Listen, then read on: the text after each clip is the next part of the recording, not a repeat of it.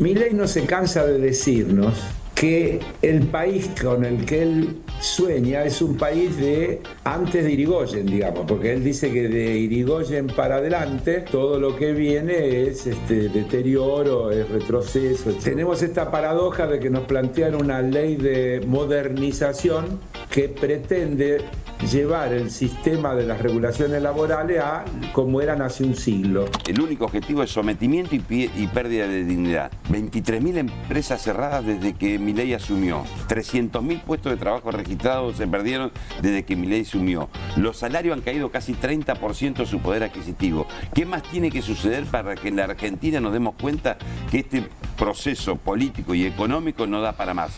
Bueno, en esa tarea estamos nosotros, en la de representar esa demanda de los compañeros, y el salario sigue siendo nuestra principal demanda. No es una reforma laboral, hay que hablar con claridad, se trata de una contrarreforma laboral. El principio de progresividad del derecho del trabajo está afectado. Si estuviéramos frente a una reforma se tendrían que mejorar, ampliar los derechos que ya existen o crear nuevos derechos, pero de ninguna manera que esté pasando lo que está pasando ahora. Fate me parece un caso emblemático. Fate tiene 80 años, sobrevivió las dictaduras militares, Fate sobrevivió a la convertibilidad, al macrismo, sobrevivió a la pandemia y hoy está en una situación en la que encuentra que se le hace imposible continuar. Es falso, es mentira que van a poder crear un solo puesto de trabajo nuevo con esta ley. Por el contrario, van a terminar de destruir el empleo que existe en otro país, porque al trabajo no lo crean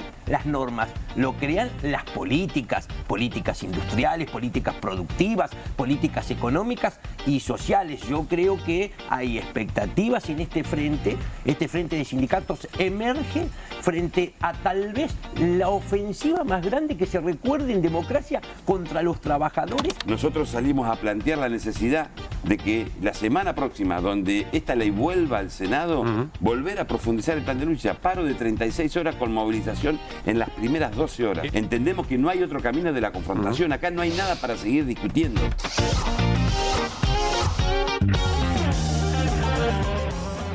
¿Qué tal? ¿Cómo anda? Muy buenas noches, buen viernes. Qué lindo recuperar las escenas del capítulo anterior. Fer Morón, a todo el equipo de redes, producción en general, muchísimas gracias. Nos vincula, ¿no? Le va poniendo una relación, un programa tras otro, y me parece que nos hace calentar motores pero muy rápido. Muy buenas noches, Martín Granoski, ¿cómo está? Buenas noches, Pablo Caruso, ¿cómo está usted? ¿Bien? Gracias por el sacrificio de hoy, ¿eh? Esperemos que tenga doble resultado. Aquí, y no le puedo decir, y allá. No le puedo decir eso porque hay otra gente mirando y tiene otros intereses. Claro, totalmente. Hola Guido Bambini, ¿cómo estamos? Tal? Muy bien. ¿Cómo estamos, Pablo Caruso? Bueno, llegamos a viernes, un viernes de una semana muy especial, muy cargada como tantas o como todas. Y vamos a tratar de repasar algunas cosas que nos quedaron colgadas, que quisimos compartir en estos días, pero que nos va a servir para esta mesa de arranque y tratar de empezar a jugar, y les adelanto algo de la apertura del programa, la apertura más formal, con las emocionalidades, ¿no? Con nuestras emociones, que son tan importantes como nuestras ideas y nuestros argumentos, y que es algo que a la política, o cierto sector de la política, a veces le cuesta interpelar con cierta eficacia. Quiero que compartamos esto, que es del año, por lo que investigamos con la producción, de septiembre del 22. Vamos a ver a la por entonces dirigente de Cambiemos, presidenta del PRO en ese momento, dirigente importante de Cambiemos, Patricia Bullrich, hoy senadora nacional, hasta hace un rato ministra de Seguridad de la Nación, hasta hace un ratito más precandidata a presidenta, digamos, ¿no? Que pierde la interna, perdón, gana la interna, gana la interna y después queda fuera en la elección. Fue candidata, claro. Fue candidata, entre otras cosas, ¿no? Estamos hablando de los últimos breves años. Yo pensé que ibas a decir 1922, que también habría que ver que estaba contra Irigoyen, supongo, ¿no? ¿Ya? Puede ser. Sí.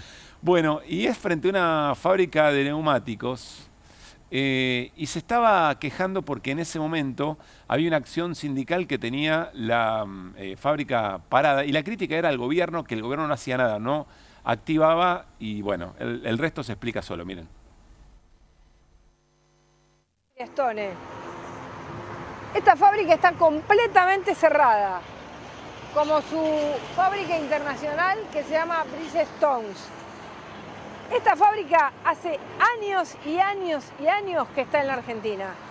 ¿A ustedes les parece que hoy tengamos 3 fábricas de neumáticos cerradas, la industria automotriz sin cubiertas, los argentinos sin cubiertas por no poder llegar a un acuerdo?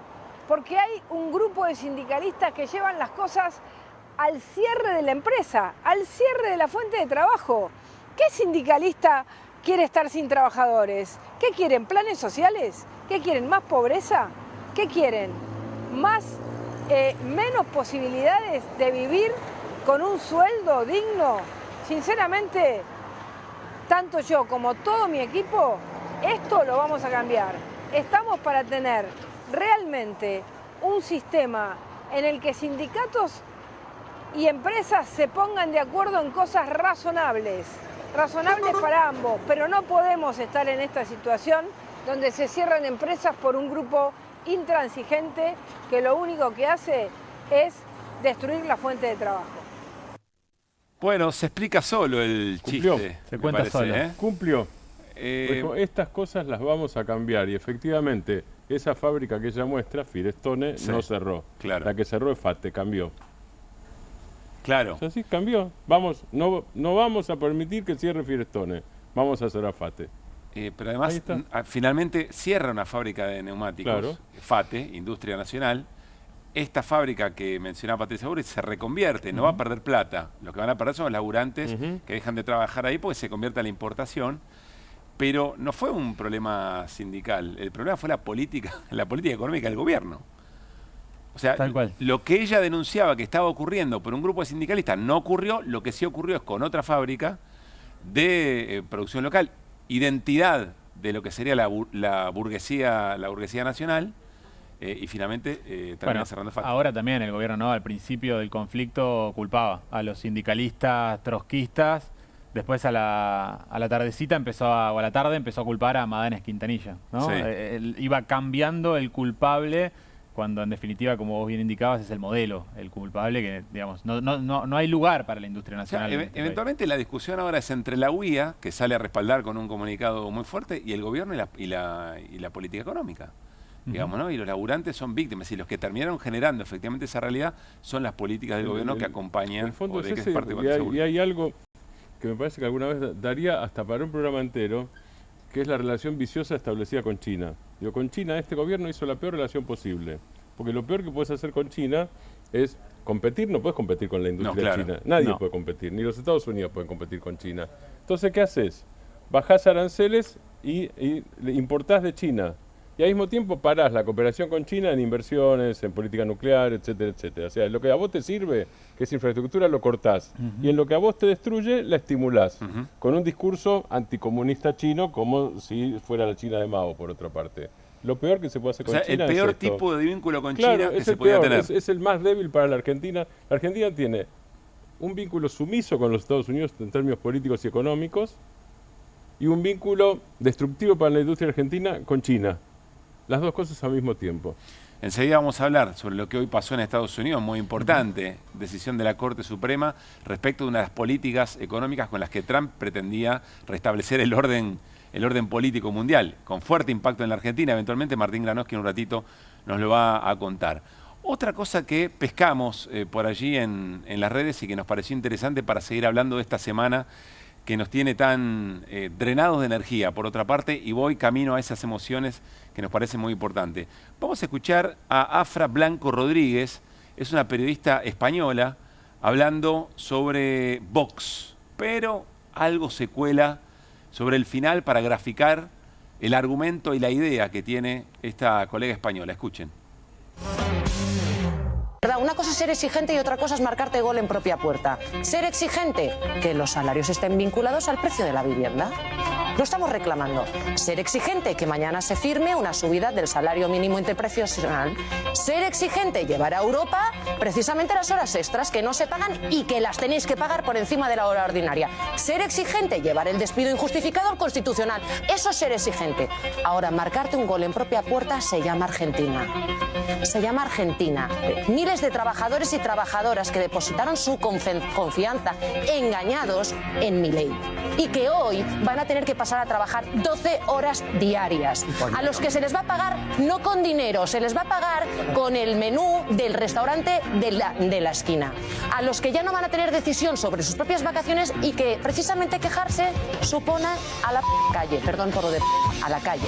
Por eso digo, ser exigente sí, pero gol en propia puerta, pues como que no. Para nosotros no es nuevo porque ya lo conocemos. Año 2012, ¿cuántos trabajadores y trabajadoras depositaron su confianza en el señor Rajoy? Partido Popular, 50 días necesitó para que se fueran todos a la calle. Entre otros mujeres mayores de 45 años. Un año necesitaron para arrepentirse los jubilados y jubiladas que depositaron su confianza en Mariano Rajoy y devorar las calles precisamente por la traición que les hizo a las pensiones públicas de este país. Por eso digo, de verdad, yo creo que es una reflexión que deberíamos de hacer. Mira, lo cierto es que a día de hoy no nos podemos llamar a engaño. No nos podemos llamar a engaño. Lo que tenemos encima de la mesa precisamente es un Partido Popular y un Vox, y en este caso directamente un Vox. Oye, aquí ya no vale lo de a mí no me va a tocar. No. A mí no me va a tocar. Fede Ratas, no era colega, dirigente sindical de España, pero haciendo una caracterización de los riesgos frente a lo que sienten que tienen enfrente y señalando que un gol, ir a presionar, tratar de subir el techo de los reclamos, ¿no? Pero que un gol en contra se llama Milei. Y una caracterización muy concreta de lo que efectivamente está ocurriendo en la Argentina. Capacidad de síntesis y precisión tiene la sí, dirigente, impresionante. Seguimos con la metáfora futbolera, lleva la pelota al pie en velocidad, sí, mucha precisión en velocidad. Sí. De esa dirigencia que te da emocionalidad, ¿no? Que te contagia efectivamente. Es todo al mismo tiempo, cosas. Pablo, porque es emocionalidad, se entiende lo que dice, está clarita, es concisa, no da vueltas y es elocuente, digo, sí. que es la parte emocional. Otra digo, cosa que te me parece llega. también interesante es la comparación histórica, es decir, España también tiene un registro histórico de políticas que eventualmente se quieren volver a aplicar o que desafían, en este caso, al gobierno actual de Pedro Sánchez, pero hay una comparación histórica. Todos los países, por lo menos de Occidente, tienen poquitos años para atrás el resultado concreto de las políticas que se quieren volver a aplicar una y otra vez. Estamos hablando, por supuesto, de lo que será el impacto de la reforma votada ayer, ¿no? Cuando España está haciendo lo contrario, la reforma laboral argentina, por eso dice que el gol en contra es Argentina. Claro. España está mejorando las condiciones de protección. España tiene hoy las mejores condiciones de protección que Alemania en algún sentido. Jubilación, por ejemplo, la jubilación, no la tope, la jubilación media de los españoles es la mejor de Europa hoy. Digo, el nivel de protección es más alto. Y lo que está haciendo es, acaba de reformar las leyes laborales para proteger, no para desproteger. Sí, para bajar las horas de trabajo semanales, por ejemplo. El dinamismo del mercado laboral español es sin duda el mejor en términos comparativos, en términos relativos con el resto de los países de Europa. Y también en materia de trabajadores de plataforma, ¿no? Es al contrario de lo que busca este proyecto de ley, sí se los reconoce como trabajadores en relación de dependencia, les exige a las plataformas que efectivamente los tengan como trabajadores en relación de dependencia y no como colaboradores o trabajadores independientes como en la legislación que se pretende aprobar. Y las críticas que deben existir, por ejemplo, respecto a la jubilación, cuánto nos cuesta, quién se la merece, quién no, eventualmente, o cuál es el rol del Estado, un Estado que se intromete, etcétera, etcétera. Es encima de todo es, de los países de Europa, uno de los que tienen la política migratoria más exitosa. No es que no haya xenofobia, sí existe, digo, no es dominante, pero a nivel oficial es exitosa. Y además se dieron cuenta de un pequeño detalle, que ensancha el mercado interno en países donde la natalidad, como pasa en Argentina, es baja. Sí. Es baja. Con lo cual hasta le sirve para eso, digo, no solo no discriminación, sino que es económicamente reactivadora. Miren este mapa. Este mapa es de América Latina. Máximo de horas laborales en un día sin obligación de pago extra. No hay mucho más que agregar. Estamos lo peor. Habla por sí solo, ¿sí? Sí. ¿Y qué únicos estamos? Únicos. Sí. ¿No? Sí. Únicos. Sí, sí. Sí. Volver al mundo. Bien. ¿No? Muy bien. Bueno, quiero que sigamos repasando cosas que me parece todavía no se han conversado lo suficiente. Agustín Rodríguez, columnista del canal de Stream Neura. Esto sí, capaz que lo escucharon. Me parece que vale la pena, sobre todo pensando que alguien ya había dicho esto en otro momento y tenía un cargo, tenía una responsabilidad institucional. Pero vamos primero con el columnista de Neura. están pensando en su vida son Sí, eso es en verdad. las vacaciones, que tendrá que ser una excepción. La vacación es una excepción en la vida de la gente. No es la regla, es la excepción, hermano. No podés vivir de vacaciones. No podés esperar todos los fines de semana largo para ver a dónde carajo te rajás. No, hermano, no existe eso. No existe en ningún lugar del mundo. Solo en los países bananeros como este. Creo que somos el país que más feriados tiene, creo que en el mundo debe ser. Entonces terminémosla con los feriados, hermano. Si el que viene acá por cuestiones de turismo quiere irse de turismo, que vaya el viernes y el sábado, hermano. ¿Qué le vas a dar el viernes y el lunes? No labura nadie. Ya que está lleno de vagos, seguimos fomentando vagos. La Tenés mayoría 2 de semanas de esa. tipos que tienen su emprendimiento, siempre digo el del kiosco, cierran una semana, 10 días, termina laburando el dueño, porque el empleado tiene 15, 30 y si tiene muchos años, 45. Claro, Llega un sí. momento que el tipo que tiene 2 empleados tiene que traer a laburar a los hijos, todo, porque si no se queda sin gente. Este país es un viva la pepa. Todo el mundo está esperando a ver cuándo viene el viernes feriado porque no doy más. No doy más si no laburaste en tu puta vida. ¿De qué no das más? Y después se quejan. No se llega a fin de mes acá. Por culpa de este gobierno de mierda, no puedo comprar, no puedo cambiar. No tenés que andar a pie toda tu vida, hermano. ¿Qué te querés comprar? No son la mayoría, hay mucha gente que se rompe. Son muchos. Bueno, aparece siempre alguien que dice, che, pará, no es la mayoría, te estás corriendo un poquito. ¿Qué te mereces? Era la pregunta. Mickey Vainilla dijo, es mucho, ¿no? Sí, pasó Mickey Vainilla y yo me pensé que esto es un montón, ¿no? Como pasó la corte puesta por Trump, y le dijo, me parece que te estás extralimitando. O pasó Pichetto por la Cámara, dijo, me parece que esto se está yendo un poco, se está desmadrando. Pero claro, esto no es nuevo. Este tipo de expresiones que tienen mucha emocionalidad, muy cargadas de emocionalidad, no son una novedad. Javier González Fraga fue presidente del Banco Central allá por finales de los 80, pero fue presidente del Banco Nación durante el gobierno de Mauricio Macri. ¿Se acuerdan? Escuchen. Javier, digo, para el ciudadano de a pie, el que no tiene plata porque no le alcanza para pagar la luz, el gas, el que le aumentaron los precios, el que se le devaluó su sueldo, ¿cuándo viene el momento? No, yo creo que el momento va a venir lentamente a partir del año que viene, o sea, la reactivación donde la vamos a disfrutar todos viene el año que viene, pero esto es algo que es inevitable, Luis. Las cosas no se pueden hacer como uno querría, y menos después de 12 años donde se ha invertido mal, se alentó el sobreconsumo, se atrasaron las tarifas y se atrasaron el tipo de cambio, donde le hiciste creer a un empleado medio de que su sueldo medio servía para comprar celulares, plasmas, autos, motos e irse al exterior, porque eso tuvo una ilusión, eso no era normal. No digo que si era bueno o malo, por supuesto que era bueno, pero no era normal, no era sostenible, usemos la palabra sostenible. Eso entonces ahora tiene que basarse en mayor productividad, en exportaciones, en ser más productivo, todo eso va a llevar tiempo. Estamos sincerando la economía para que en lugar de tener una burbuja de crecimiento que alimente proyectos populistas, tengamos décadas de crecimiento para que la Argentina vuelva a los niveles que nunca debería haber abandonado en el ranking internacional. Esto creo que es el tema central de la propuesta de Macri. Claramente no está atrás de una burbuja de crecimiento, sino está atrás de un proyecto mucho más largo de un país volviendo a ser un país productivo como lo fuimos hace muchos años.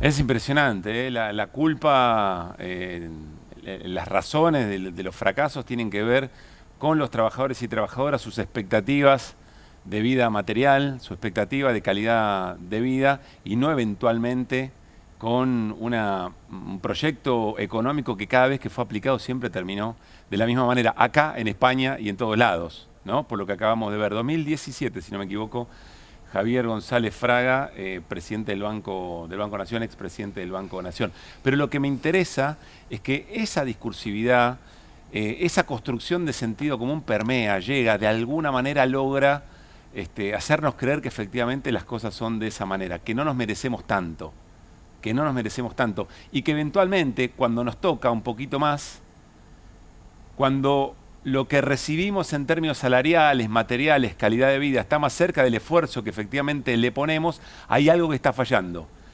O esa situación es responsable respecto del fracaso de lo que vendrá, que es insostenible. Es muy fuerte en términos ideológicos, e insisto, y me voy metiendo en la apertura del programa, en términos hasta emocionales. Porque llega un momento que se convierte en pura emocionalidad y deja de lado las argumentaciones. Es decir, esa emocionalidad, esa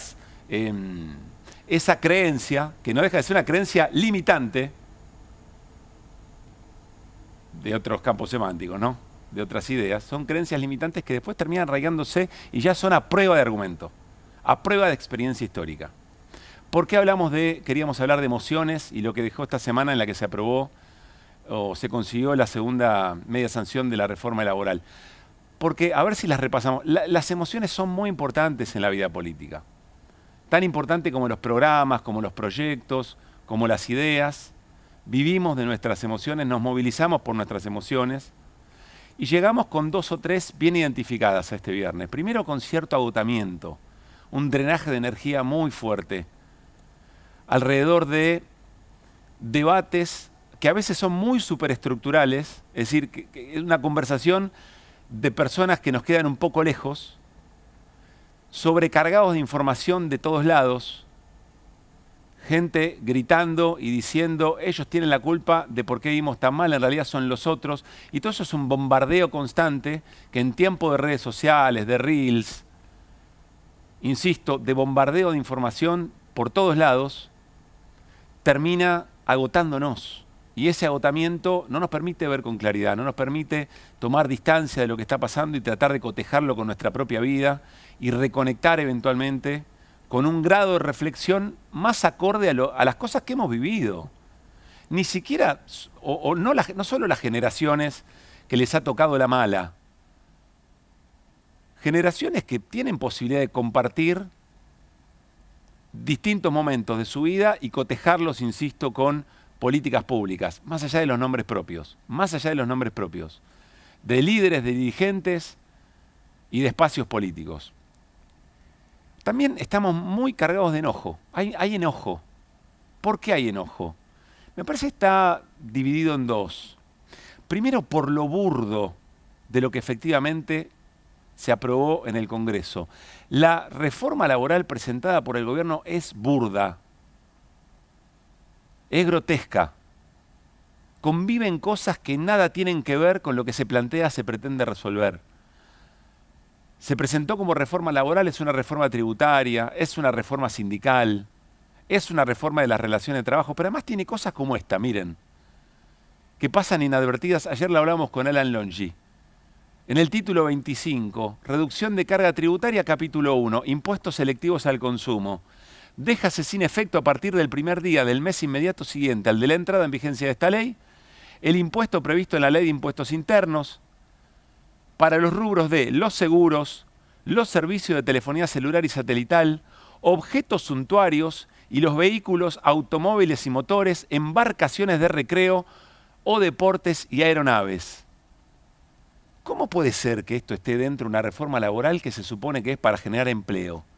¿En qué momento sacarle impuestos a la compra de aeronaves o embarcaciones o a la tenencia de aeronaves y embarcaciones genera más empleo?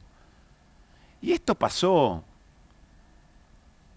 Esto es, insisto, esto es muy grotesco, es burdo, es muy explícito y por supuesto provoca enorme enojo, mucha frustración. Pero también hay enojo en función de las representaciones políticas que deberían asumir muchos diputados y diputadas, o bien los gobernadores a los que les responden y que terminan votando cosas diametralmente opuestas para las que fueron votadas. No quiero pasarlo por alto, se habló mucho y no quiero hablar del hecho, quiero hablar de la emoción que provoca. No quiero analizarlo en términos lógicos, argumentales o no tanto, en términos de emocionalidad y cómo drena o cómo castiga o cómo moldea emociones con las cuales después nos volvemos a intentar relacionar con la política. El botón de muestra perfecto, perdón por lo de muestra, es Pablo Oute, diputado salteño, que hace un malabar, hace un giro tremendo para explicar que él no está para nada de acuerdo con la política de Milei, que todo va a terminar muy mal y va muy mal, pero que vota la reforma, miren. Y le voy a decir una cosa, para que entiendan a veces, yo creo que una nación es fundamental la planificación del país, desarrollar su infraestructura, que no lo estamos haciendo, tener energía para producir, que no lo estamos haciendo. Y también creo que tenemos que tener una legislación actual laboral que mire al mundo. Por esa razón es que voto a favor, pero no me voy a cansar de repetir. No me voy a cansar de repetir, y lo digo con respeto, el modelo de Milei está fracasando, está abriendo las grietas. Termine, señor diputado, por favor, ya está excedido su tiempo. Está abriendo las grietas. Para crecer no solo necesitamos legislación laboral, necesitamos infraestructura, necesitamos energía, necesitamos universidades. Por esa razón adelanto mi voto y espero que algunos compañeros allá escuchen también. Profundo enojo, profundo enojo. En un momento Petri, que estaba presidiendo la sesión, le dice gracias, clean caja. Después, cuando ya se estaba excediendo, ya habían aplaudido Libertad Avanza, gritaban traidores de los bloques opositores, y dice, bueno, ya está, ya se excedió, como diciendo, ya hizo lo que tenía que hacer, no haga una de más. Estaba haciendo una de más porque él mismo se estaba dando cuenta de lo que estaba haciendo. Y porque algún grado de vergüenza eventualmente le quedaba. Vergüenza también es otra emoción interesante que podríamos plantear, pero por sobre todas las cosas enojo. Enojo e impotencia, otra emoción. Impotencia porque todo está tan claro, porque el escenario se explica solo, como cada una de las cosas que estamos viendo. Vieron que podría ser una consecución de momentos, ¿no? Podríamos mostrarles escenas del día, de la semana, de este tiempo, sin decir nada y se explica solo. Y ahí aparece la impotencia, porque aún siendo todo tan explícito y todo tan claro, sin embargo, ocurre lo contrario. Se validan cosas que no se deberían validar en función de los argumentos que dan los propios actores. Y esa impotencia está muy vinculada al sentido de la representación política. Es una impotencia que además se da de frente con la realidad. Ahora sí nos ponemos un poquito argumentales. En un rato Guido Bambini nos va a detallar lo que vamos a ver a continuación, que es el momento de las empresas. Y vamos a hablar con Matías Cremonte, que es abogado laboralista, presidente de los abogados laboralistas de América Latina. Vamos a hablar con él. Yo tengo una inquietud muy importante, ahora que ya tenemos que hablar de la escena instalada. Falta la ratificación en el Senado, es cierto, pero da la sensación que esto se va a aprobar. ¿Cómo van a ser los escenarios de discusión y protesta en los establecimientos, en las fábricas, en las empresas a partir de ahora? Quiero ver si Matías Cremonte también nos ayuda a imaginarnos un poco eso. ¿Cuál va a ser la dinámica cotidiana de trabajadores y trabajadoras peleando por sus derechos cuando se enfrenten a que lo que ya ocurría a la fuerza o por imposición del ejército de reserva, del desempleo, si no te gusta, atrás hay otro, cuando ahora todo esto está legitimado y legalizado e institucionalizado? Tengo un gran interrogante sobre cuáles son esos escenarios que se vienen.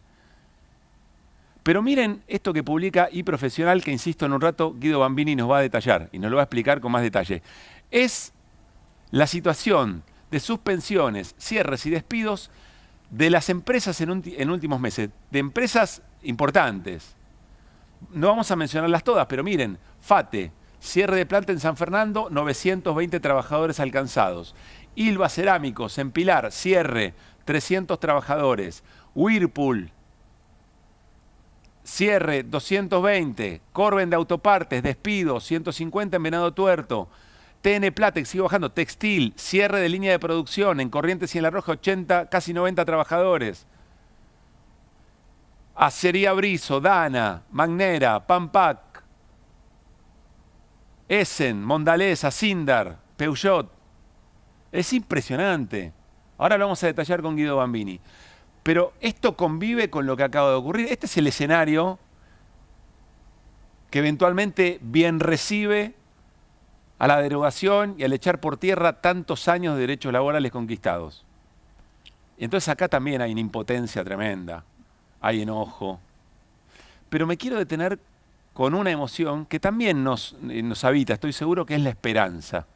La esperanza de que efectivamente siempre hay ciclos, siempre hay un límite de la tolerancia de los ajustados. Siempre aparece ese límite. Es histórico. No hay ni inteligencia artificial, ni redes sociales, ni avance tecnológico comunicacional que puede ocultar el límite, la resistencia, como dice Carlos Heller, de los ajustados. Y eso es una esperanza. Es inmanente, es esencial a nuestra condición de seres humanos. Tengo un pero que también nos devuelve a emociones contradictorias con esa esperanza. Que haya que llegar a un límite de sufrimiento, de padecimiento, de tensión social, un límite que efectivamente la política no puede anticipar, un límite que la política no puede adelantar antes de que el dolor sea tal que efectivamente empieza a aparecer por experiencia y no por aprender a leer nuestra historia y nuestra realidad, y que se tenga que sufrir tanto. Estamos ahí, ¿no?, en las puertas de todo eso. Vamos a ver de qué se trata. Venimos diciendo en QR, la reforma laboral es un antes y un después en la vida cotidiana de argentinos y argentinas. Vamos a ver de qué se trata eso. Vamos a hablar hoy con Claudio Martínez. Desde la India cerró la cumbre internacional de inteligencia artificial. Las cosas que se están diciendo y que se han dicho en esa cumbre, básicamente que hay un porcentaje muy importante de tareas, de trabajos que efectivamente estamos muy cerca, meses, de que se realicen íntegramente por procedimientos de inteligencia o por agentes de inteligencia artificial. Y la gran pregunta es, en la Argentina, con este estar desguarnecidos de derechos laborales, ¿quién gobierna ese proceso? ¿Quién le pone humanidad a ese proceso? Inevitable. Debería estar en función de la mejora de la vida cotidiana de las personas. Eso está bastante en duda, por lo que se ve. Arrancamos QR de viernes, lo hacemos con las voces del día y ya nos metemos con nuestros invitados de hoy. 135 votos afirmativos, 115 negativos, 0 abstenciones. Me duele mucho esta Argentina.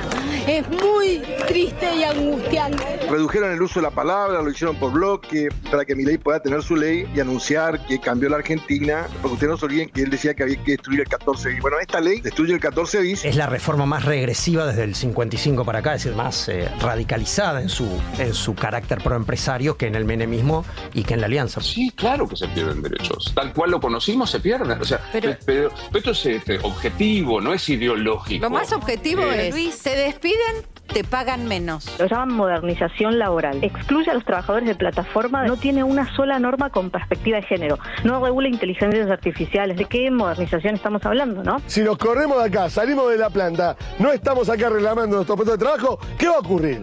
¿Qué piensa la opinión pública? Digo, le hablo del que está viendo la tele. Me adherí al paro, como la gran mayoría de la gente, hay medios de comunicación diciendo que tuvo bajo acatamiento.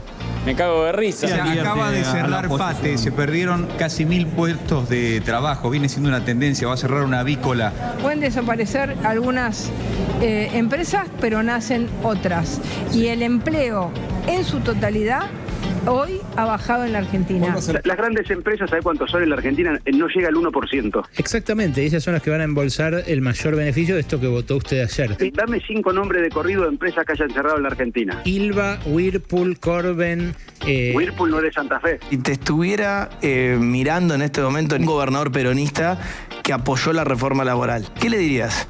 Que no dan vergüenza. Que no tengo pruebas, no tengo dudas de que algo raro pasó, porque de otra manera un peronista no puede votar nunca una ley de esta naturaleza. El pueblo se va a despertar y no van a alcanzar los helicópteros para que se fuguen como lo hicieron antes. No van a alcanzar, presidenta. ¡Epa, Yo espero golpista! que usted esté ahí para poner la cara, señora presidenta. Sido parte de esos gobiernos que se han escapado en helicóptero dejando a la Argentina en ruinas. Entonces, como a Milei lo votaron, puede hacer cualquier cosa y nosotros no lo podemos cuestionar. Por eso digo, este frente tiene el desafío de trascender la reforma, porque lo que tiene que cuestionar y poner en debate es el modelo económico, porque con reforma o sin reforma laboral, en pocos meses más desaparecemos igual. Bueno, muy bien, aquí estamos y lo prometido, está Matías Cremonte para charlar con nosotros, es presidente de la Asociación Latinoamericana de Abogados Laboralistas. Matías, gracias por estar. Al contrario, gracias por la invitación. Bueno, quiero seguir con lo de las emociones. Ayer se legisló, es cierto, falta todavía la convalidación en el Senado, no habría que saltearse eso, digamos, pero entiendo que ya es por sí o por no, que la reforma está aprobada. ¿Con qué emociones atravesaste todos estos días? Bueno, de todo, digamos, ¿no? Me tocó ir, junto con otros representantes, a la Cámara de Diputados el día anterior a que se trate, ¿no? De las pocas exposiciones de las pocas que hubo, y una frustración. No es que uno va ahí, por ejemplo, con la expectativa de cambiar un voto, pero sí de fijar una posición, de tratar de que haya un debate. Estábamos exponiendo, incluso quienes exponían a favor de la reforma, ¿no? Y los diputados ya tenían el dictamen firmado, a favor y en contra, digamos, la idea de que no era necesario debatir, de que no era necesario profundizar, de que no era... Lo mismo había pasado en el Senado también, ¿no? Entonces, ese trámite exprés de una reforma que modifica tanto la vida, no solo las condiciones de trabajo, de la mayoría de la población, y da un poco de bronca, obvio, ¿no? Después, por supuesto, el resultado te da mucha bronca porque decís, se está destruyendo el derecho del trabajo, décadas de luchas, de conquistas, de avances y retrocesos, pero sobre todo de afianzar un derecho protectorio, y no es exagerado decir que con esta reforma, por lo menos formalmente, deja de existir. O por lo menos en la forma que lo conocemos, ¿no? Va a ser muy raro ahora todo alrededor del derecho del trabajo con un derecho que no protege. Claro. Bueno, quiero ir a eso, va a ser todo muy raro. Y voy a una pregunta que tiraba en la apertura. ¿Sos capaz de imaginarte conflicto en un establecimiento, en una fábrica, en una empresa, a partir de las nuevas reglas de juego, entre ellas el cercenamiento muy fuerte del derecho a huelga, pero no solamente eso, también la famosa negociación mano a mano, digamos, ¿no? Con jefe, con la patronal, etcétera, por el tema de las horas, de las vacaciones, etcétera. ¿Sos capaz de imaginarte qué viene? ¿Están pensando los abogados laboralistas en qué viene? A ver, siempre la conflictividad tiene que ver con el contexto. Hay procesos donde la conflictividad es de avanzada, por aumento salarial, en paritarias, y hay momentos que es más a la defensiva, claro, como pareciera ser ¿no? Hay más conflictos contra cierres de plantas que conflictos por aumento salarial. La defensa de la fuente de trabajo ahí. La defensa de la fuente de trabajo. En esos conflictos tenés poco por perder, lo estamos viendo ahora con FATE. Ahí los obreros se metieron a la fábrica para defender su puesto de trabajo, arriesgándose a la represión, a todo. No cambia mucho antes y después de la aprobación de la reforma si estás dispuesto a todo porque te quedaste sin laburo. Entonces, yo imagino una conflictividad más radicalizada, tal vez, porque, a ver, que se prohíba el derecho de huelga no significa que los conflictos que causan, las causas, de los conflictos desaparezcan. Nunca ocurrió. Digamos, ni con la dictadura militar, que te podía costar la vida o la libertad, dejó de haber huelgas. Había huelgas y hubo muchos conflictos colectivos. Ni por supuesto en otros contextos donde, bueno, ahora mismo te pueden reprimir, te pueden criminalizar, y sin embargo sigue habiendo conflicto. Porque mientras haya causas, la consecuencia es la huelga. Eso claro, antes de todo esto, de todas maneras, ayer estaba Norma Lezana aquí por el canal, Santiago del Garrahan, por haber defendido y ganado eventualmente la pelea, ¿no? Por supuesto que es mucho más difícil dar una batalla por fuera de los márgenes de la legalidad. Es más fácil luchar si la legalidad te acompaña, ¿no? O sea, eso está fuera de discusión, no es lo mismo. Pero decías, se puede hacer más tensa, decías. Se puede. Sí, claro, ¿por qué? Y porque inmediatamente te van a colocar en el terreno de la ilegalidad. Cualquier huelga va a ser considerada un abuso, ponele, porque ahora esa actividad es esencial, o ahora esa actividad es de importancia trascendental, y tenés que garantizar un servicio mínimo de un 75%, de un 50%. Bueno, la huelga no tiene ningún tipo de eficacia en esos márgenes, nadie la va a hacer en esos márgenes. Van a parar todos, o sea, creo que se va a radicalizar la conflictividad. Sobre todo en la medida que avance, por ahí al principio tiene cierto efecto en cuanto al temor que genera. Inclusive, todo esto en un contexto donde crece el desempleo, es un disciplinador social. El temor a perder el laburo también, por supuesto que juega su papel. Pero volvemos a lo que decíamos recién. Si cierra una planta, si echan a la mayoría, si el conflicto tiene esas características defensivas y tenés poco por perder y fuiste acumulando bronca, como también viene pasando, es más probable que vayamos a conflictos como el de FATE que a conflictos que transiten más pasivamente. Y ahí vienen otras cosas. ¿Qué rol va a cumplir el Estado? La Secretaría de Trabajo, el Ministerio de Trabajo. En la Nación, en la Secretaría de Trabajo de la Nación, pareciera que la intervención en los conflictos no es parte de su función. Por supuesto que la es, pero no actúa, salvo que la pida la empresa. Digamos, yo en los conflictos colectivos donde intervengo como abogado, solo dictan una conciliación obligatoria si la empresa la pide, si no, no. Bueno, en las provincias esto no tiene por qué ser lo mismo. De hecho, en el conflicto de FATE, la provincia de Buenos Aires, el Ministerio de Trabajo, dictó una conciliación obligatoria. Bueno, en el marco de una conciliación donde el Estado te brinde una mesa de negociación, bueno, transita el conflicto en un carril dentro de cierta legalidad. Claro. Ahora, si el Estado no interviene y deja solo la disputa capital-trabajo, que si el sindicato o el gremio o los trabajadores tienen fuerzas, no está mal, pero si no, digamos, necesitas que el Estado intervenga también para favorecer, es su función, ¿no? La función de un Ministerio de Trabajo es apoyar los reclamos de los trabajadores, intermediar, ¿no? Bueno, también ahí va a haber un rol muy importante. Claro. Y después, bueno, esto, ¿no? La criminalización, la ilegalización de los conflictos y los despidos, ¿no? Porque una cosa viene atrás de la otra. Y también, como siempre ocurre, si el conflicto es fuerte, si el paro es fuerte, el conflicto en ese caso, si la huelga es importante, se puede ganar, y si es débil, se puede perder, y claro, perder puede significar también ahí perder el laburo, no sé, ser judicializado, porque claro, el contexto del conflicto por ahí a veces tiene condimentos. Lo cual alimenta más la radicalización. Sí, porque totalmente. tenés que, ante un conflicto tenés que ir a ganar o ganar. Sí. Martín, Guido. Matías, poner al costado por un segundo la relación de fuerzas, cosa que va a seguir existiendo, porque es la realidad, vos mismo hablaste de la realidad recién, aunque no hayas usado esta expresión. Pongámosla a un costado. Un escenario posible, según lo que vos decís, es un aumento de la penalización por parte de la represión y de la penalización por parte del Estado, de la persecución penal de la protesta.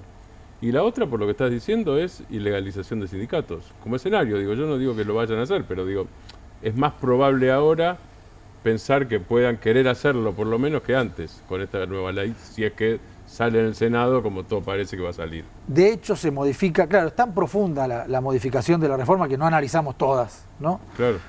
Ponemos algunos títulos y damos marco al sentido general de la reforma, regresiva, etcétera. Pero hay una modificación muy profunda a la ley de asociaciones sindicales, que, por ejemplo, crea la figura de las prácticas desleales para los sindicatos, claro, que no existían. ¿Quién hace una práctica desleal que además se llama desleal o antisindical? Las empresas. Si tienen un trato discriminatorio, si, bueno, está taxativamente enumerado lo que se considera una práctica antisindical. Bueno, ahora crean un artículo donde dicen, estas son las prácticas desleales que cometerán los sindicatos, casi como un código penal. Por ejemplo. Bueno, todo lo que tenga que ver con el ejercicio del derecho de huelga en sus términos excesivos, ¿no? Cuando dicen bloqueo, cuando empieza hacer una asamblea dentro de la fábrica o de la empresa. Exacto. Ahí aparecen las sanciones, la penalidad, ¿no? Y la penalidad es o la suspensión o la cancelación de la personería, o judicializarlo para eso. Claro. Y después están las actitudes individuales, ¿no?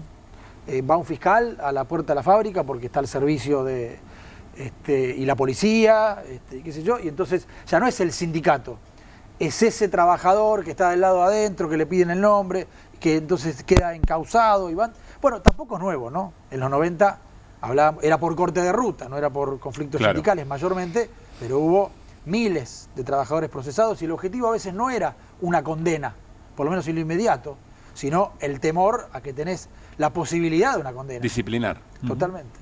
Guido. Sí, Matías, ¿crees que se viene una judicialización de esta ley, producto de que es inconstitucional en algunos aspectos por violar el principio, por ejemplo, de no regresividad? La ley es inconstitucional, por ejemplo, por lo que vos decís. Pero es difícil que haya una sentencia, digamos, que un juez diga la ley es íntegramente inconstitucional y por lo tanto es inválida y no se aplica. Eso que fue relativamente sencillo, sin quitarle mérito a la valentía de los jueces laborales que declararon la suspensión y después la inconstitucionalidad de la reforma laboral del DNU 70, del 23. Que todavía está en la Corte. Está en la Corte, pero tiene una sentencia de la Cámara Nacional de Apelación del Trabajo que dijo es inconstitucional. Sí. La Corte podrá revisarla alguna vez o nunca, pero por ahora... Pero sería importante, si la Corte, ¿no? Mensaje sería importante. Depende. Pienso en la Corte estadounidense con Trump. Depende. Bueno, depende de lo que vaya a decir. Claro. No decide, Pablo. Está bien. Bueno, pero de algún modo un decreto de necesidad de urgencia es fácilmente, insisto, entre comillas, atacable judicialmente, porque formalmente es inválido, ¿no? No se puede una reforma laboral llevar adelante por un decreto. Ahora una ley la aprueba el Congreso por los mecanismos constitucionales de sanción de una ley. De hecho, la ley Bases tiene 1 año y medio, incluyó una reforma laboral y ahí está. Sí. Nadie la declaró inconstitucional. Claro, calculo que hay capítulos que sí, los sindicatos van a poder plantear que es inconstitucional el capítulo que limita el derecho de huelga, ¿no? Y tal vez un juez diga, es inconstitucional y eso no se aplique. Pero pocas cosas más que eso van a ser declaradas inconstitucionales. Creo, ojalá que no, ¿no? Ojalá que haya una declaración general. Y la litigiosidad, más allá de lo que plantea Guido en términos de valor constitucional, ¿la litigiosidad cómo te imaginas? ¿Va a haber más o menos litigiosidad? A largo plazo va a haber más. Hay muchos aspectos de la ley que pueden ser... Digo por aquello de la industria del juicio, sí, etcétera, está ¿no? claro. Pueden ser judicializados por cualquier trabajador o trabajadora. Sí. Pero claro, ¿quién hace un juicio mientras está dentro de la relación laboral? ¿No? Mientras está vigente la relación laboral. Es raro que le hagas un juicio a tu empleador. Claro. La relación se tensa, te pueden terminar despidiendo, volvemos al disciplinador social del temor al desempleo. Ahora, si te echan, o te fuiste por lo que sea, ahí se judicializa por todo. Por el despido, porque te van a indemnizar por la nueva ley y no por la anterior, y entonces ahí se va a poder plantear que tenías un derecho adquirido a que Perdón, te indemnicen. ¿eso es efectivamente así? ¿En la ley se establece o no se aclara que a partir de la nueva ley rigen todos los contratos anteriores?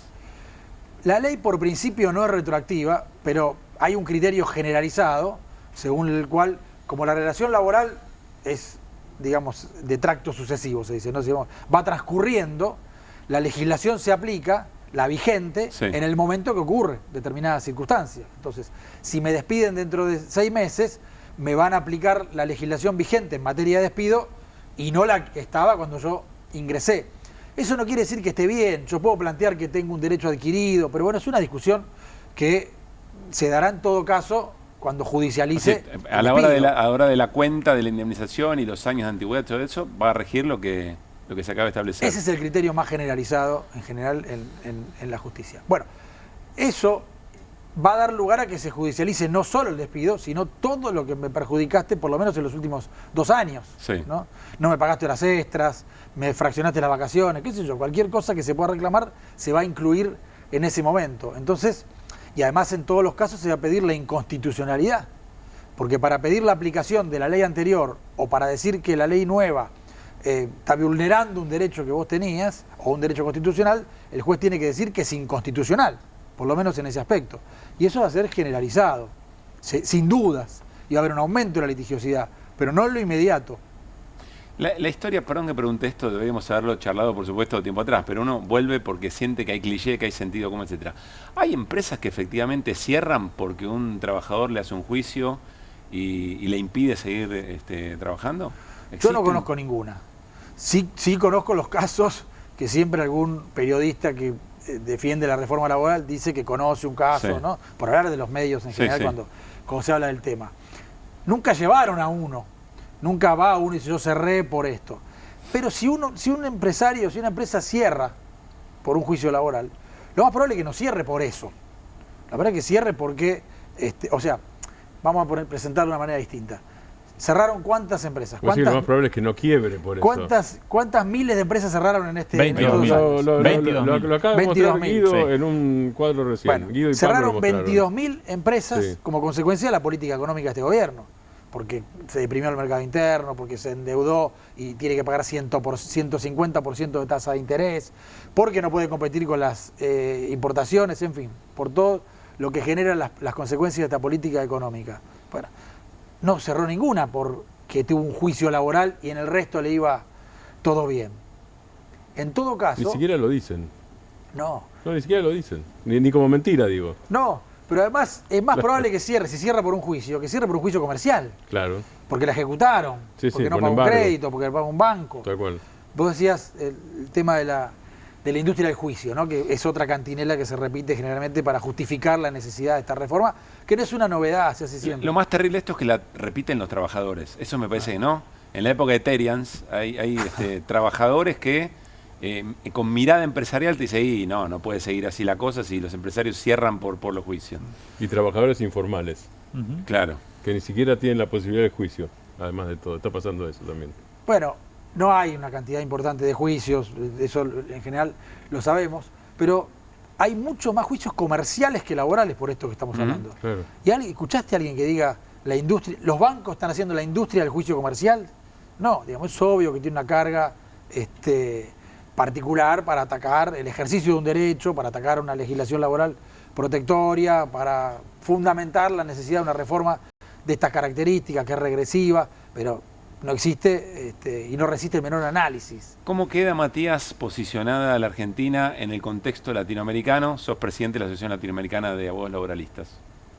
Bueno, a contramano. En algunos aspectos a contramano. Lo estamos viendo estos días, ¿no? México, reducción de la jornada de trabajo. Chile ya hace un tiempo. En Brasil lo anuncia Lula ahora como parte de una política. Ni hablar en el mundo, ¿no? Si algo se debate es la reducción de la jornada de trabajo, aprovechar los beneficios de los avances tecnológicos para trabajar un poco menos. La ley más antigua vigente laboral en Argentina es la que limita la jornada todavía a 8 horas diarias y a 48 semanales, y es de 1929. Y esta ley se llama de modernización laboral y no modifica en nada. Y en otro aspecto donde también quedamos a contramano es en cómo regular la actividad del trabajo en las plataformas, ¿no? De los repartidores sobre todo. Si hay un debate en el mundo, incluso en el seno de la OIT, probablemente en junio se apruebe un convenio de la OIT para dar una protección mínima, un piso de protección a los repartidores, a los trabajadores de las plataformas, pero si hay un debate es qué tipo de protección darle. Algunos dicen son trabajadores, se le aplica la ley general, otros dicen no, hay que regular específicamente. Bueno, la reforma laboral dice no son trabajadores, dice quedan excluidos de la aplicación de la legislación laboral y crea un capítulo propio del Código de Comercio, porque no es una ley laboral, donde dice que son iguales, son dos contratantes, son iguales las partes, el repartidor y la empresa de la plataforma, y deberán negociar el contrato, las condiciones del contrato. Son dos empresas que están negociando, claro, digamos. No es un contrato laboral y deberán negociar las condiciones de ese contrato. Eso no hay en ningún lugar del mundo. Por supuesto, hay países donde no hay protección, pero países donde digan no son trabajadores, eso es, digamos, si está a la vanguardia de la desprotección del trabajo en plataformas. Oficializan la desprotección. Claro, porque, eso sería. A ver, hoy en la realidad... No solo hay una desprotección real, que eso existe, sino oficializada por norma. Se legaliza la desprotección, igual que con los monotributistas. Se legaliza el fraude laboral, ¿no? Claro. No se aplica la ley de contrato de trabajo a quienes tienen un contrato de locación de servicio, dice la ley, comúnmente lo que llamamos monotributistas, son trabajadores independientes. Matías, déjame hacerte la última. ¿Viste lo que pasó con el artículo 44? Es como si eso hubiera efectivamente permeado y se metió en conversaciones cotidianas de la sociedad que otros elementos de la misma reforma no lo lograron. Y eventualmente, ya sea porque lo metieron para negociar o porque alguien se fue de rosca, lo cierto es que no pasó. ¿Qué crees que falló en la comunicación de lo que la reforma implicaba, siendo todo tan grosero como lo acabamos de contar? Reflejos, sobre todo en el movimiento obrero. Es decir, si hay un afectado, por supuesto, son los trabajadores y las trabajadoras, y los representantes son los sindicatos, por lo menos más fuertemente. Esta ley se presenta a finales de diciembre, se aprueba el 18, se pensaba que venía un enero de sesiones extraordinarias y no ocurrió, y muchos se fueron de vacaciones y esperaron que la ley se presente en febrero, y comenzó tarde la batalla. No digo que esté mal la batalla que se está dando, hay finalmente una reacción, es dispar la reacción, no todos de la misma manera, pero hay una respuesta ahora en todos los frentes, si se quiere, pero tarde. Matías, gracias por haber venido. Gracias por la invitación. Y el laburo que vas a tener, por otra parte. Bueno, viste que dice que la industria del juicio no existe, bueno, por ahí empieza a existir, porque va a haber que judicializar todo, efectivamente. Gracias, Matías, en serio. No, al contrario. Bueno, nos vamos a ir a pantalla con Guido Bambini con esta portada.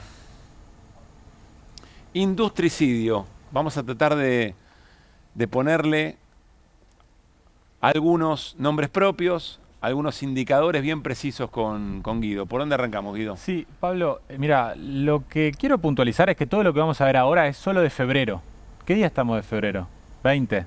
20 de febrero. 20 de febrero. O sea, 2/3 del mes corto de febrero. En 20 días son todas las noticias que vamos a ver que no distinguen, digamos, en todos los sectores. Uno pensaría, y antes de pasar a las placas, digo, la reflexión de que después de las elecciones, después de octubre, bueno, es probable que, producto de que se consolida un modelo, ¿no? De que, digo, mayoritariamente los argentinos apostaron o revalidaron a Milei en las elecciones de medio término. Las cosas van a seguir de esta manera. Claro, dicen, bueno, va a ser agro, minería e hidrocarburos. Bueno, adelanto o tomo decisiones rápido y industria, construcción, cierro, despido. Bueno, vamos a ver que tampoco es solo eso, tampoco son solo los sectores perdedores. Dale. Vamos a la primera, tenemos varias, insisto, solo febrero. Bueno, arrancamos por... No arrancamos en orden, pero no pasa nada porque, insisto, hay de todos los sectores. Esto es Tierra del Fuego. De ayer, 19 de febrero. 19 de febrero. Crisis en Aires del Sur. Más de 140 trabajadores denuncian salarios impagos y temen el cierre.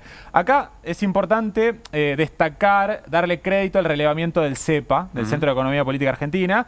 Son distintas noticias que traigo de ahí y no es exclusivamente cierres. Son distintos conflictos laborales. Bien. Vamos al siguiente, Patagonia esto. Bueno, esto lo traía Hernán el otro día.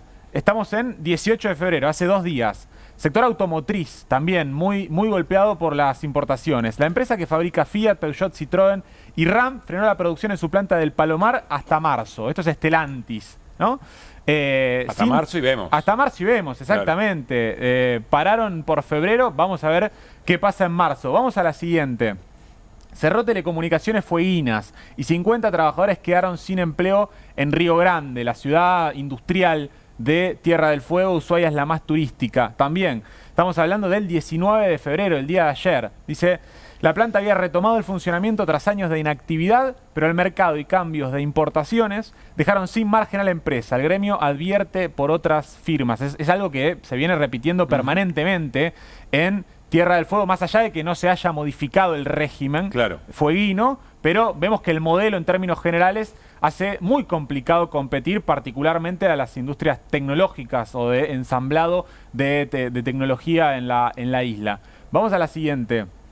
También 11 trabajadores de IATEC fueron desvinculados y piden respuestas. Terminaron quedando... Mirgor. Sí, terminaron quedando una tras de otra las noticias de Tierra del Fuego. Parece un especial de la provincia de Tierra del Fuego, pero no, les prometo que son de todas las provincias. Es en términos federales esto. Estamos hablando también, 19 de febrero, el día de ayer. Sí. Vamos a la siguiente.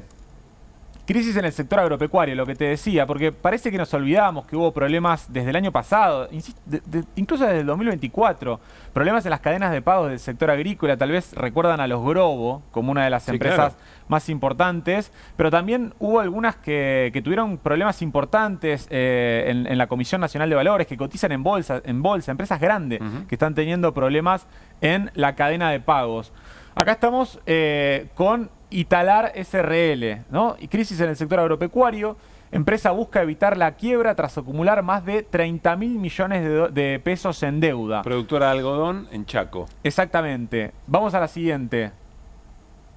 Metalfor, ¿no? Vimos sector agropecuario, sector de telecomunicaciones, sector del algodón, otro gigante del agro con problemas de cheques rechazados, ¿no?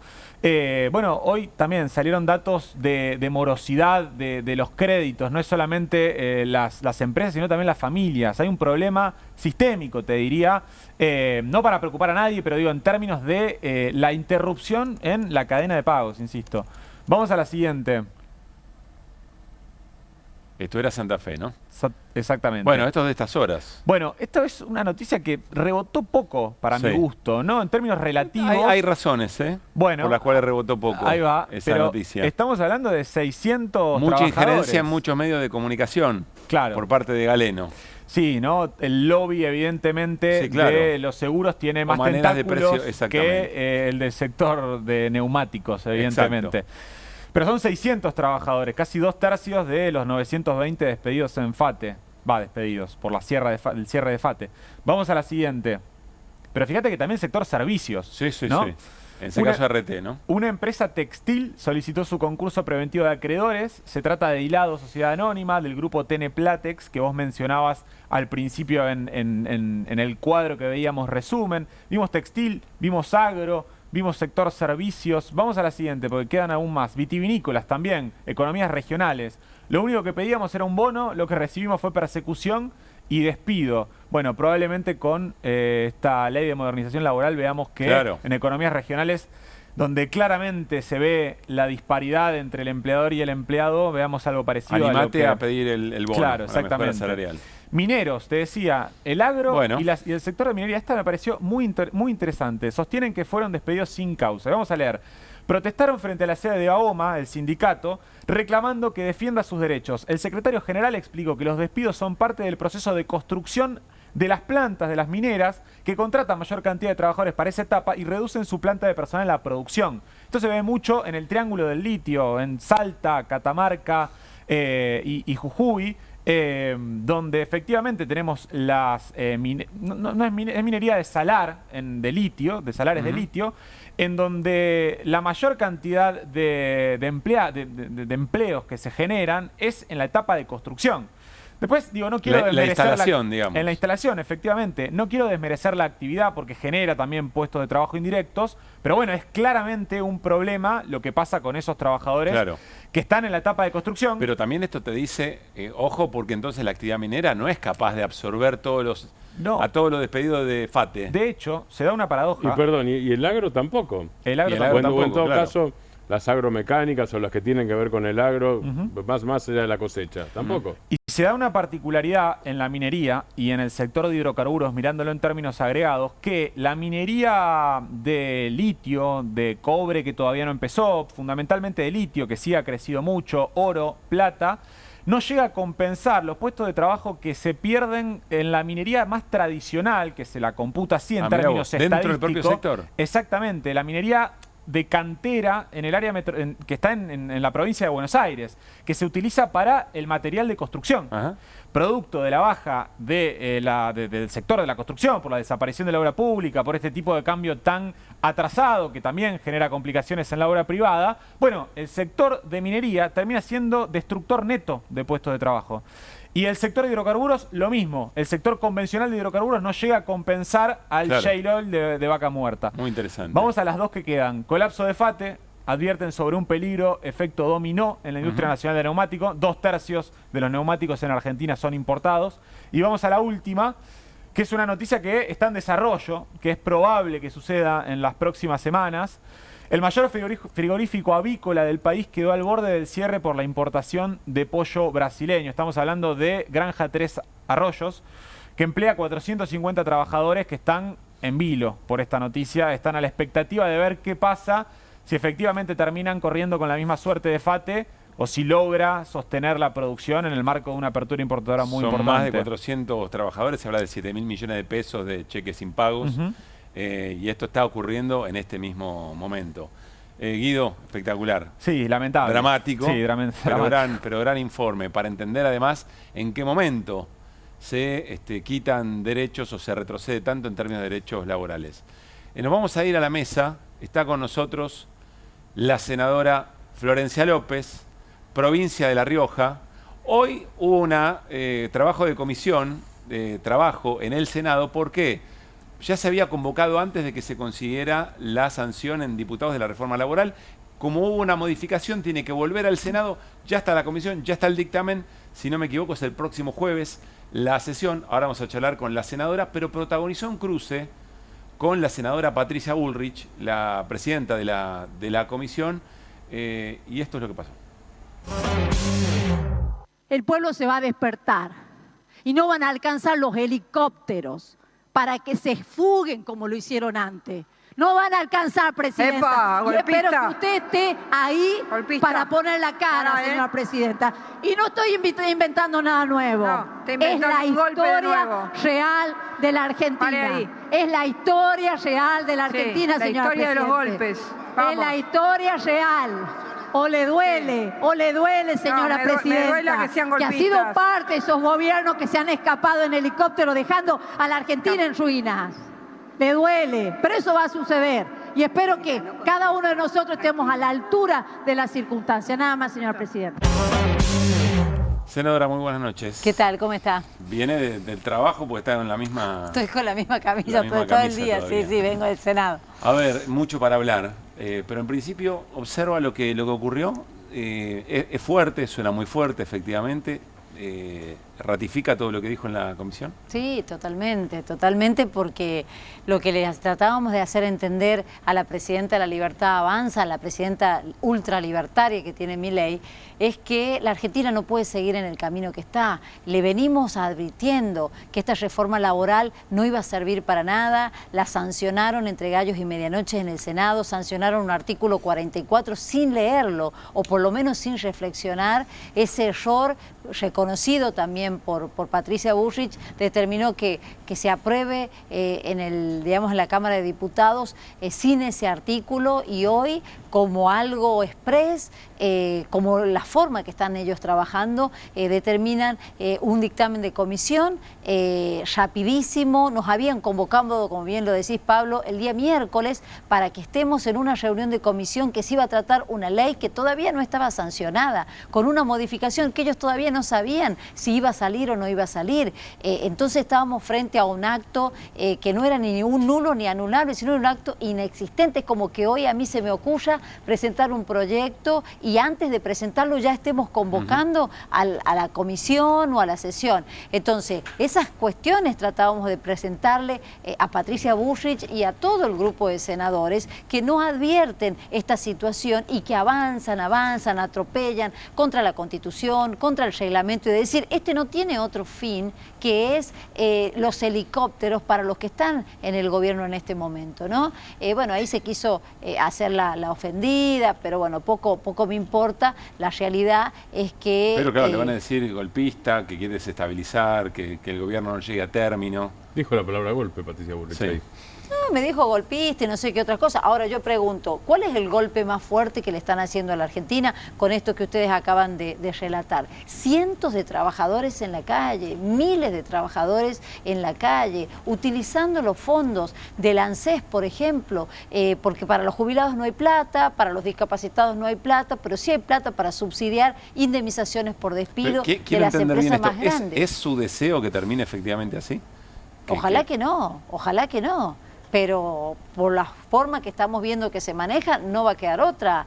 El pueblo se va a despertar, el pueblo va a reaccionar y le va a decir que este no es el camino. Hace 1 año y medio nos vinieron con una ley bases diciendo que esta ley iba a crear el empleo. Bueno, ¿dónde están las fuentes de trabajo? Entonces, realmente me pone mal que diputados y senadores no sean capaces de exigirle resultados a este gobierno. Eso es decir, ya lo había planteado en el debate por la reforma, ¿no? Totalmente. Tienen... ¿A qué se refiere con resultados?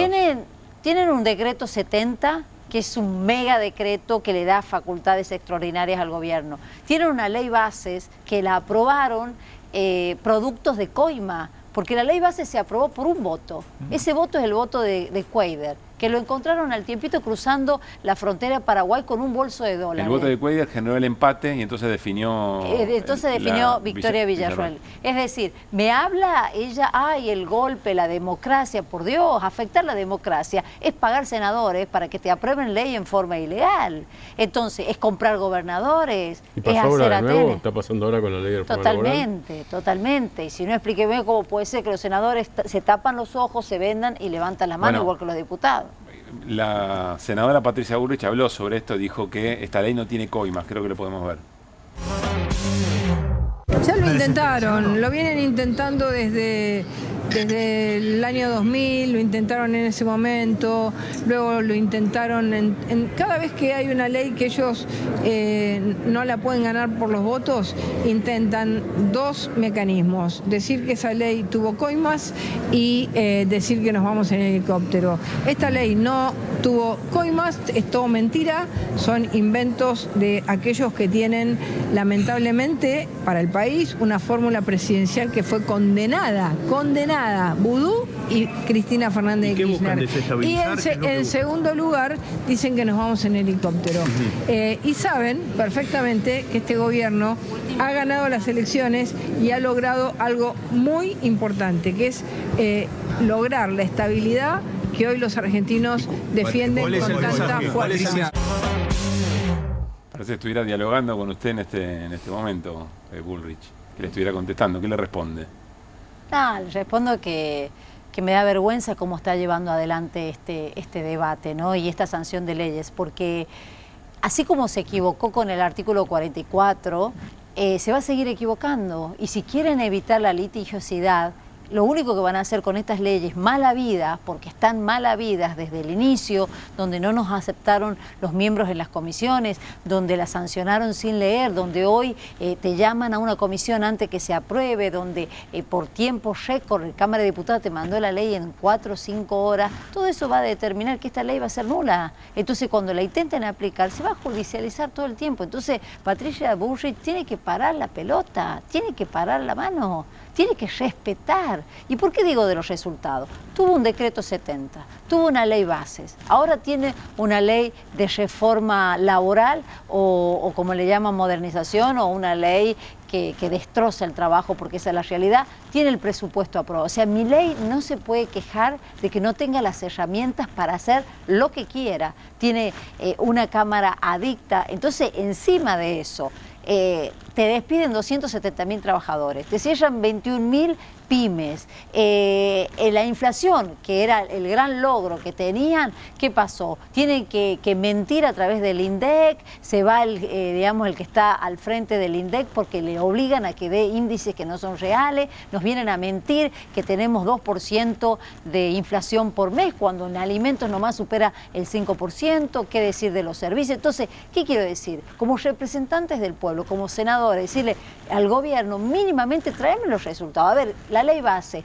el RIGI, ¿dónde está? ¿Dónde está la plata? ¿Dónde están las fuentes de trabajo? Hace 1 año y medio nos dijeron que con la ley base, que tiene un capítulo laboral, se solucionaba todo. Bueno, no se solucionó nada y ahora le seguís dando más herramientas. Martín.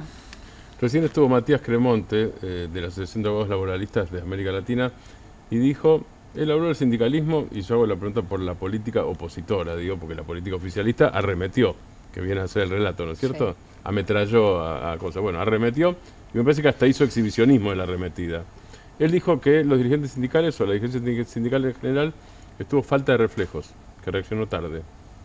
¿La oposición política no incurrió en lo mismo? No, yo creo que desgraciadamente más que tarde o temprano lo que pasó es que nosotros pasamos de, bueno, nadie se salva solo, al sálvese quien pueda. Entonces ahí es donde hubo una veta y lo lograron. ¿En qué sentido? A ver, ¿qué necesitaban las provincias gobernadas por peronistas? Bueno, una obra, una ATN, qué sé yo, bueno, soluciona. ¿Qué necesitaban a veces los gremios, los sindicatos? Que le aflojen con la cuota sindical, que le solucionen, porque esto ya se lo sacaron en la ley bases. Bueno, ¿qué necesitaban algunos senadores que no tenían gobernadores? Bueno, que los compren con cargos, con plata, con determinada cantidad de cuestiones. ¿Hay margen para comprender esa acción política? Porque ayer creo que Oute decía, el salteño, ustedes no entienden nada los de acá porque gobiernan mirando desde la Ciudad de Buenos Aires, desde provincia de Buenos Aires. Después las provincias es mucho más complejo, ojalá alguna vez lo entiendan.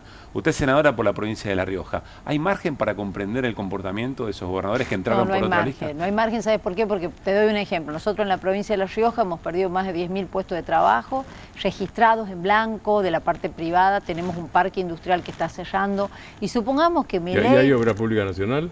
Nada, cero. O sea que todo lo que es los empleados de la UOCRA, nada. Economías regionales, los tarifazos que tenemos para pagar las perforaciones, las bombas de agua, la fábrica, la boleta de luz es impagable, el comercio.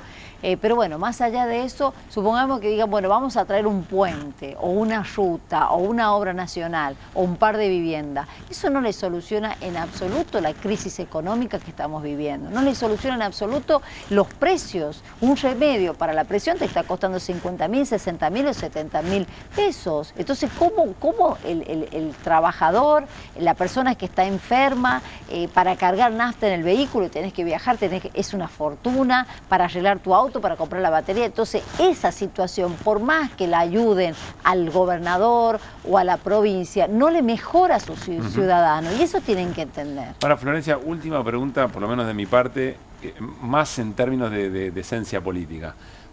Siendo parte de ese peronismo que efectivamente no comulga o no entiende de pragmatismos a la hora de votar leyes como esta, pero está claro que el peronismo eventualmente va a necesitar construir puentes, otros sectores, sobre todo para sortear la instancia de balotaje que parece armada en toda la región para tratar de que ciertos espacios políticos no ganen.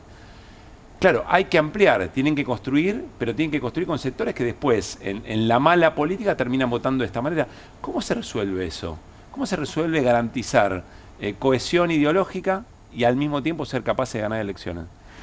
Mira, yo creo que la realidad nos va a superar como dirigentes políticos. Nosotros, los que somos dirigentes políticos, en principio representamos los intereses y los deseos de la gente.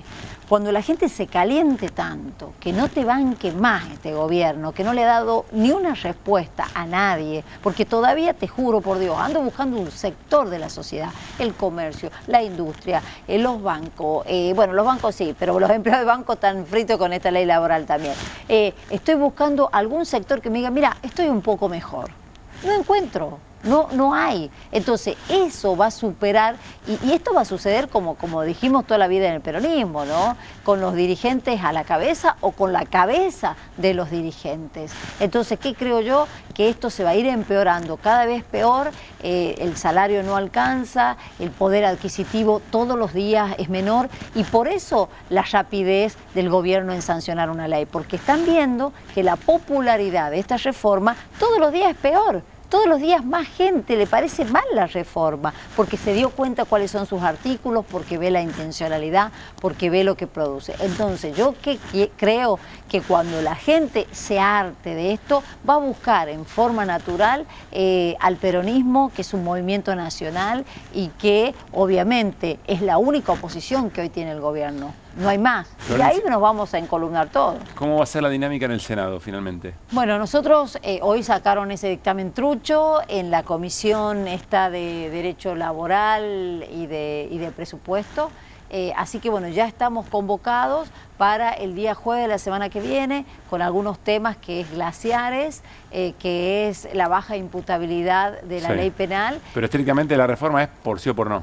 Por sí o por no el viernes. No queda abierto eso. No se puede porque es un envío que viene a revisión a la Cámara. Entonces nosotros tenemos que decir, o aceptamos o no aceptamos la modificación de la Cámara de Diputados. Senadora, muchas gracias por haber venido. Muchas gracias a ustedes. Que esté muy bien. Me voy a tanda, Juli. Vamos a tanda. Y al regresar, varios temas, pero vamos a hablar con Claudio Martínez desde la India, que acaba de cerrar su cumbre de inteligencia artificial, muy vinculada a derechos laborales o al mundo del trabajo que se viene. Ya venimos.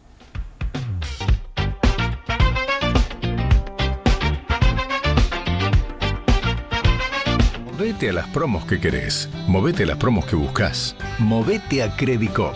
Las mejores promos de ahorro en supermercados y ahorro en combustibles todas las semanas pagando con los medios de pago Credicop. Más promos como estas, movete a nuestras redes. Movete a Credicop. Movete a un banco distinto. Banco Credicop Cooperativo. La banca solidaria. ¿Pensás que las subastas no son para vos? Son para todos, porque podés comprar y vender desde donde estés de manera rápida, fácil y confiable. ¿Querés participar de nuestra próxima subasta? En Pilar contamos con Mimuni, nuestra herramienta digital de atención ciudadana para solicitar turnos, realizar trámites y gestionar reclamos de manera ágil y cercana. Descárgate la app o chatea con nosotros por WhatsApp a través de 11 52 38 68 64. Las 24 horas del día. También podés acercarte a cualquiera de nuestros puntos Muni de lunes a viernes de 8 a 18 horas y los sábados de 9 a 15 horas. En Pilar seguimos acercando el Estado a todos y todas las pilarenses. Pilar presente con futuro.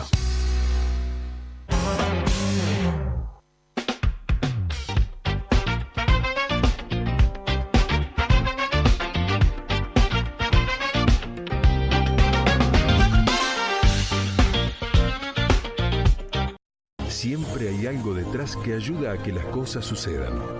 Y eso es lo que hacemos. Detrás de un buen asesoramiento financiero está la entidad líder del Cono Sur. Puente.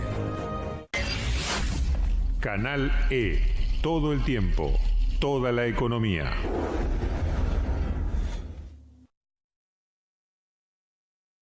¿Viste que los Martínez se fueron de vacaciones de nuevo?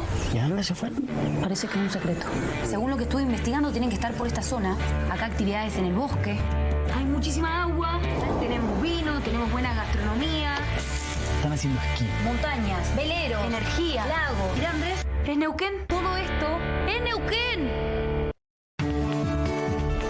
Moví a tu pyme. Moví a tu comercio. Move a tu campo.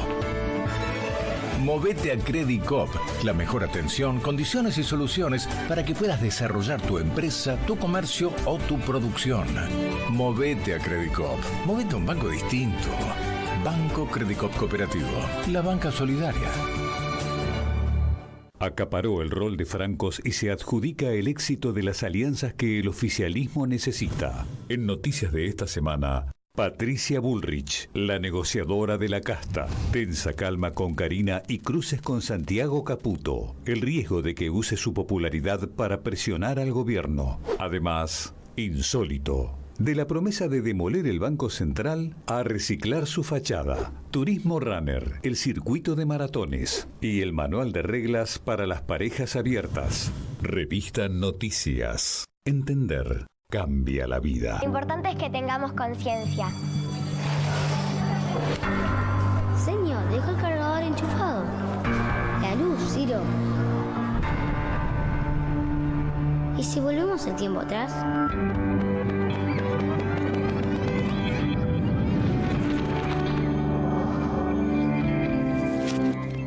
Sí. Pequeños cambios hacen una gran diferencia.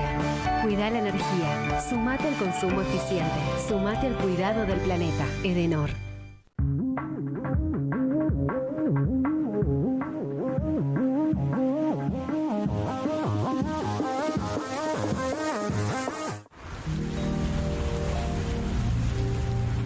Bienvenidos al verano cordobés, naturaleza para hacer lo que querés, estrellas de folclore, rock, cuarteto de deportes y estrellas de verdad. Encontrar nuevos sabores, nuevas playas, nuevos amores. Un verano fácil para todos.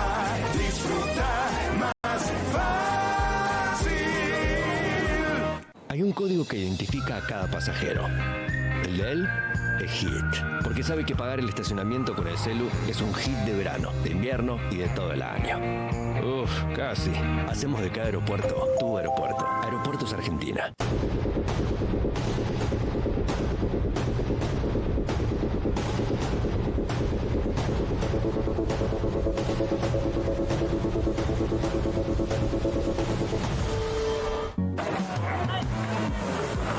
Buen lugar, buena música.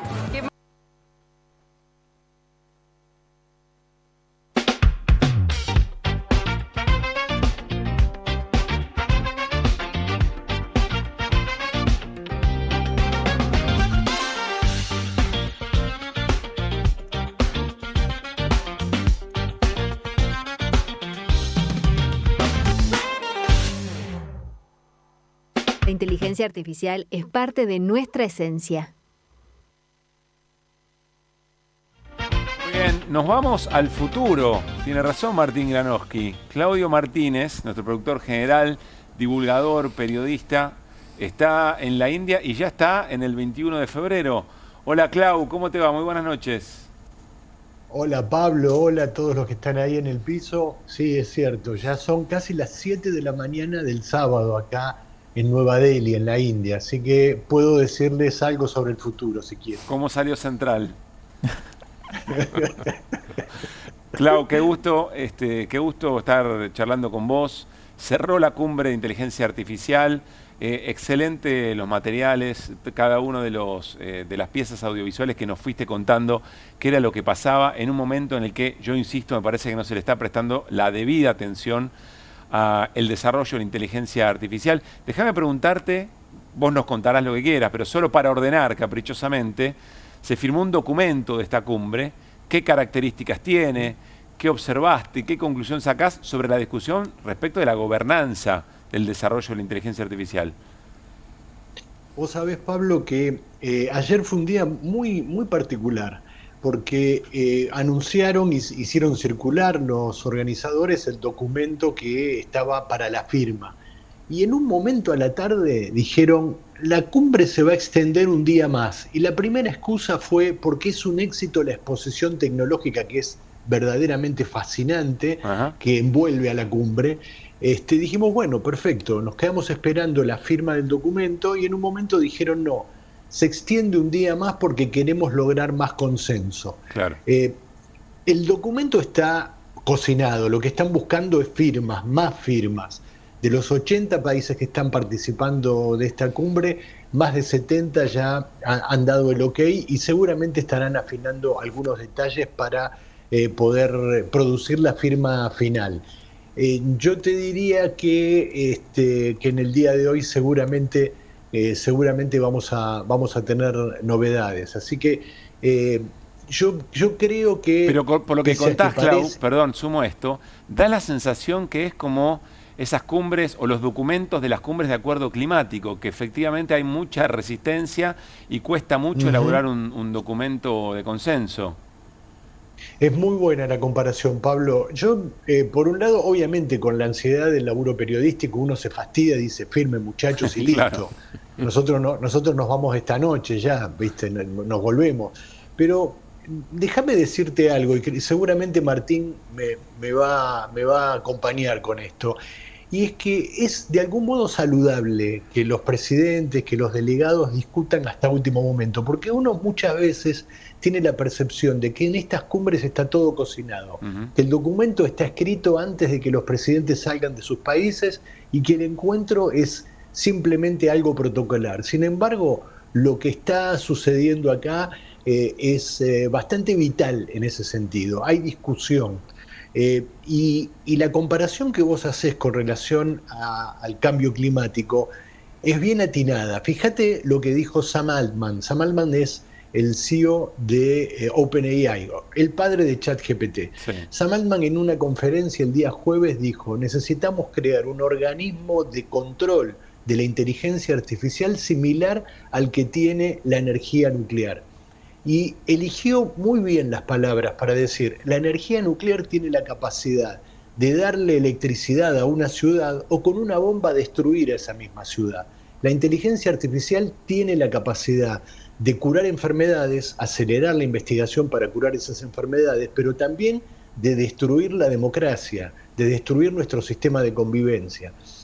Y me parece que las discusiones giran en torno a dos ejes. Uno tiene que ver con esto, que es cómo controlamos este desarrollo acelerado y valga la redundancia, descontrolado de la inteligencia artificial, que hoy está en manos de unas muy poquitas empresas en el mundo. Esa es una cuestión.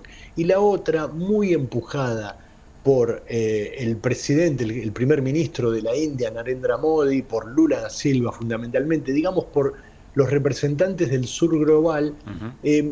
La otra discusión es, bueno, ¿cómo hacemos que la IA sea más inclusiva, que no esté en manos de pocos países?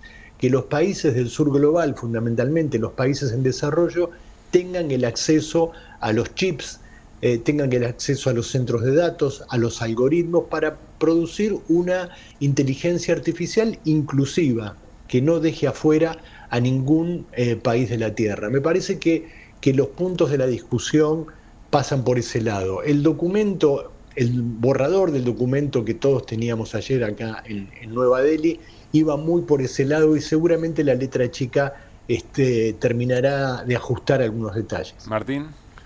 Claudio, ¿cómo estás? Buenas noches o buenos días para vos. Te acompaño efectivamente porque lo que vos estás contando tiene un parecido en la Argentina, que fue la cumbre que termina con el no al ALCA en el 2005, porque efectivamente normalmente se cocina todo antes y los presidentes van, aprovechan para hacer bilaterales, aprovechan para la foto, pero ya se resolvió inclusive por abajo de los cancilleres. Lo del ALCA en Mar del Plata fue rarísimo porque lo terminaron de definir por el no, porque hubo bolilla negra, los presidentes. Y esto fue una rareza y lo que vos estás contando se parece a eso justamente. No suele pasar. Sí, no suele pasar. Exactamente. Yo me acuerdo cuando cubrí el año pasado la cumbre de París, la percepción clara era que el documento ya estaba, pero hubo discusión hasta último momento y acordate que ni Estados Unidos ni Gran Bretaña quisieron firmar el documento, con lo cual pierde mucha fuerza. Este año Estados Unidos es una ausencia o un silencio estruendoso, diría yo, porque no vino nadie. Solo está el embajador de Estados Unidos en la India, no vino Donald Trump, no vino James D. Vance, no vino Marco Rubio, o sea, le quitó volumen político a Estados Unidos a esta cumbre. Sin embargo, hay que decir que los tecnomagnates como Sam Altman, como Sundar Pichai, como Satya Nadella, que es el CEO de Microsoft, han estado aquí.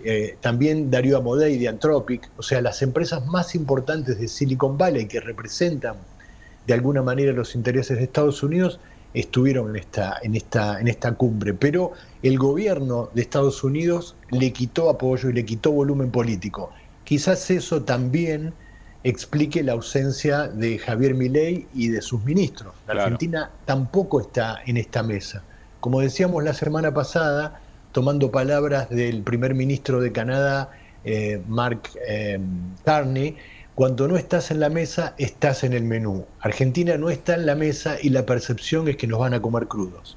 A ver, Claudio, respecto de las cosas que se han escuchado en la cumbre o en estos días en los alrededores de la cumbre, referido a eso que vos mencionabas, la velocidad de transformación y ese desgobierno que también hacías referencia, encontramos un par de cosas. Por ejemplo, Demis Hassabis, que es el CEO de DeepMind, que tiene una referencia respecto de la profundidad del impacto y de la velocidad de ese impacto. Lo compartimos y seguimos charlando con Claudio Martínez desde Nueva Delhi, desde la India, 7 de la mañana, o cerquita de las 7 de la mañana, sobre el final de la cumbre, de la cuarta cumbre de inteligencia artificial. If I was to try and quantify what's coming down the line with the advent of AGI, I think it's going to be one of the most momentous periods in human history. Probably something more like the advent of fire or electricity. One way maybe we can quantify that is, I think it's going to be something like 10 times the impact of the Industrial Revolution, but happening at 10 times the speed, probably unfolding in a matter of a decade rather than a century. So really, this is an enormous amount of change is going to come, and it's still to be written how we can make that beneficial for the whole world. Me pareció impactante, Claudio. 10 veces mayor el impacto de la revolución industrial, pero 10 veces más rápido, con lo cual habla del tiempo que hay para que eventualmente los estados puedan conducir el proceso, ¿no? Sí, es exactamente ese el problema con esta revolución industrial, con esta cuarta revolución industrial. El tiempo de adaptación que todos tenemos para justamente adaptarnos a nuevas situaciones, que tienen que ver con el trabajo. Un chiste que circuló acá entre nuestro equipo, que me parece muy atinado para la situación argentina, es: la inteligencia artificial no te va a dejar sin trabajo, la reforma laboral sí. Pero más allá del chiste, chiste sí, no tan chiste, ¿no? Más allá de eso, lo que cuenta en todo esto tiene que ver con esa velocidad de transformación que las anteriores revoluciones industriales no tuvieron. O sea, no pasó con el telar automático, no pasó con la electricidad. Todas esas tecnologías que cambiaron el mundo en su momento tuvieron tiempos de procesamiento para adaptarse, para cambiar, para capacitarse, y entonces eso hizo posible que no se produjeran cambios tan bruscos. Acá hay varios problemas. Uno tiene que ver con esa velocidad y también tiene que ver con algo más preocupante aún, que es la automatización de esa velocidad, que es como un loop, como un rulo que hace que cada vez se acelere más. ¿Por qué? Lo que está pasando, te diría, en las últimas semanas, en los últimos meses, tiene que ver con que ya ni siquiera hacen falta los programadores. Los programadores, que son los cerebros de esta revolución, ya han sido reemplazados por su creación. O sea, hoy las máquinas se están autoprogramando y eso hace que la aceleración sea mucho mayor. ¿Por qué? Porque un programador tiene una capacidad de trabajo, 8 o 10 horas por día. Sí. La máquina trabaja a mucha más velocidad las 24 horas del día. Claro. Entonces, el procesamiento de algoritmos, el procesamiento de datos, etcétera, se está haciendo cada vez más veloz y empieza a perderse el control humano. O sea, los programadores que hasta hace poquito trabajaban programando, que era haciendo código, hoy los pocos que van quedando dentro de estas grandes empresas tienen la tarea solo de supervisar lo que hace la máquina. Se convirtieron en supervisores de la redacción de código. Entonces eso está generando mucha inquietud. Los que están preocupados hoy son los padres de la criatura. O sea, los malos de la película nos están avisando que esta película puede tener un final catastrófico. Eso me parece lo más interesante. Hace un año... Claudio, perdóname, ¿por qué lo hacen? Lo hacen porque están preocupados. Lo hacen porque están preocupados. Yo te aclaro, por supuesto estoy pensando mal. Si pienso bien es fácil saber por qué lo hacen. Pensando mal, digo, es la pregunta. Bueno, mira, algunos que tienen que ver con, por ejemplo, esta semana leí, Adrián Paenza me mandó un artículo de Matt Schumer, que es un programador, un tipo que tiene una startup en Silicon Valley y que labura programando, haciendo código, y el tipo cuenta que está muy, muy preocupado por la aceleración que tomó todo este rulo. Entonces, Schumer plantea que los programadores están quedando sin trabajo, pero también los abogados están quedando sin trabajo, pero también los contadores están quedando sin trabajo, porque la máquina empieza a hacer cada vez más funciones y de modo más rápido y más eficiente.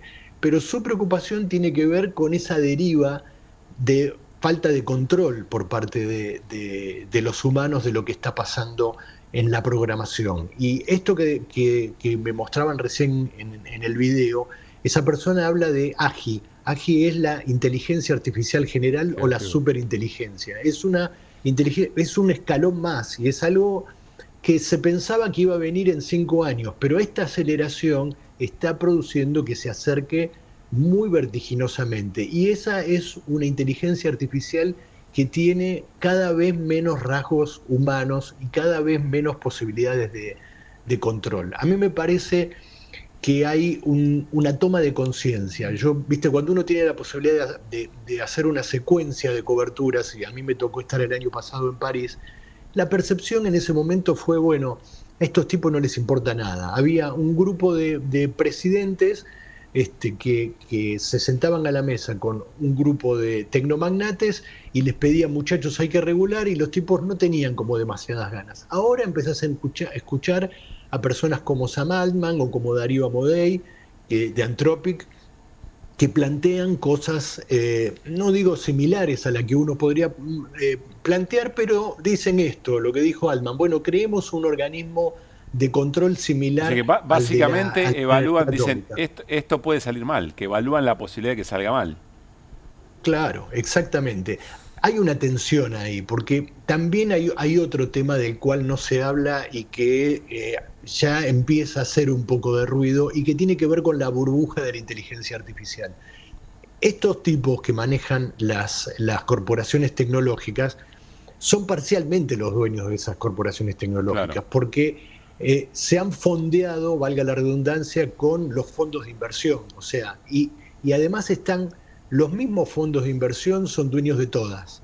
O sea, si vos mirás cómo está compuesta la cartera de Google, de Amazon, de Apple, de Microsoft, de Meta, todos tienen un altísimo porcentaje de acciones vendidas a BlackRock, Vanguard, Fidelity, o sea, los grandes fondos de inversión que manejan el mundo, que manejan la deuda soberana de los países, etc. Las corporaciones tecnológicas se han fondeado brutalmente. Por ejemplo, en 2025 se fondearon por $500.000 millones. ¿Saben cuánto facturaron el conjunto de las corporaciones tecnológicas que se dedican a la inteligencia artificial? $50.000 millones. Claro. O sea, solo facturaron el 10% de lo que se fondeó. Ahí hay un problema, como en toda burbuja. ¿Sí? Entonces, y hay que ver cómo ese problema afecta al propio desarrollo de lo que estamos hablando, digamos, ¿no?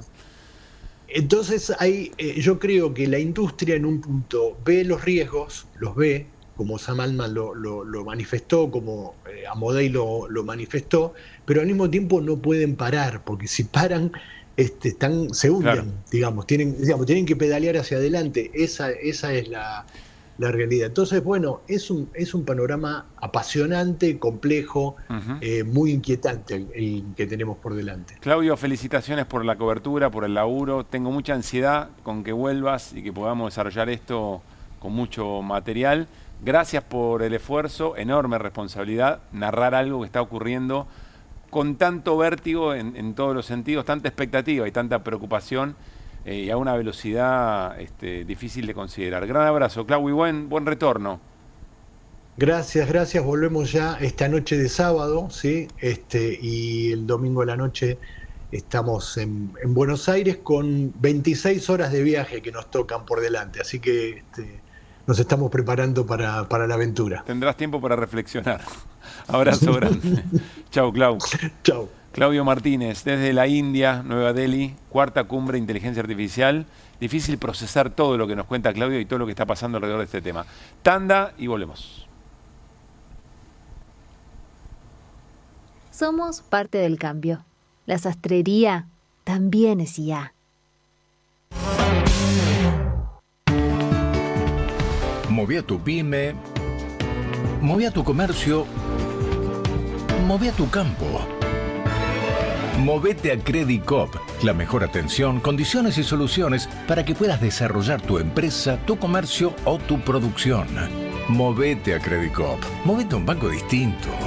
Banco Credicop Cooperativo, la banca solidaria. ¿Pensás que las subastas no son para vos? Son para todos, porque podés comprar y vender desde donde estés de manera rápida, fácil y confiable. ¿Querés participar de nuestra próxima subasta?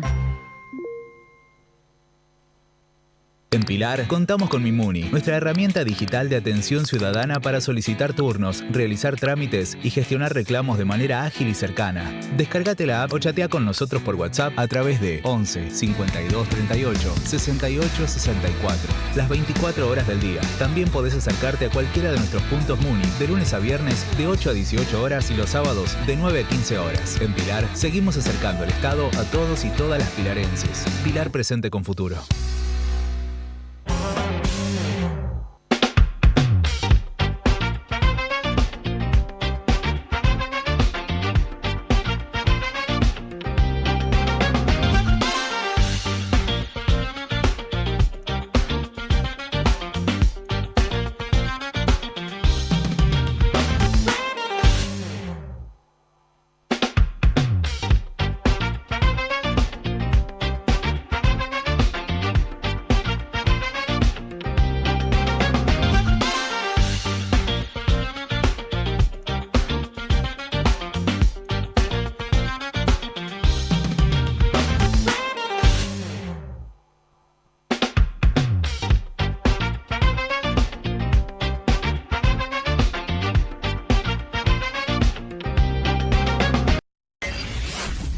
Canal E.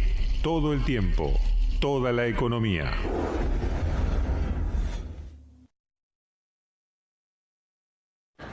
Hay un código para los que reservan en la tienda online.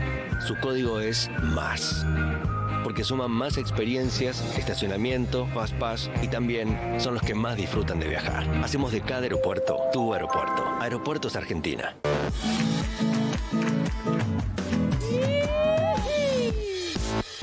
Señora, ¿qué tal las empanadas? Mansa empanada.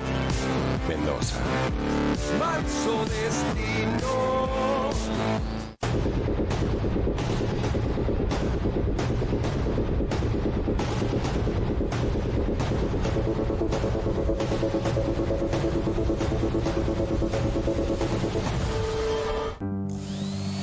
Pero si nadie está mirando la tele, ma. Tommy, desenchufalo. Pero pa, es de día. No hace falta prender el aire. ¿Y si volvemos el tiempo atrás?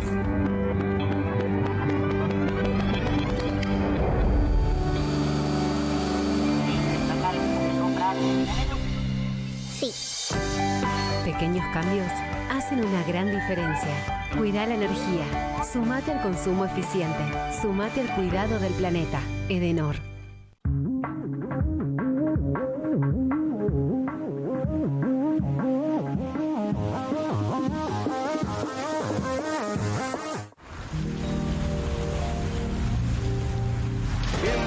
Bienvenidos al verano cordobés, naturaleza para hacer lo que querés, estrellas de folclore, rock, cuarteto de deportes y estrellas de verdad. Encontrar nuevos sabores, nuevas playas, nuevos amores. Un verano fácil para todos. Disfrutar más fácil. Siempre hay algo detrás que ayuda a que las cosas sucedan. Y eso es lo que hacemos. Detrás de un buen asesoramiento financiero está la entidad líder del Cono Sur. Puente.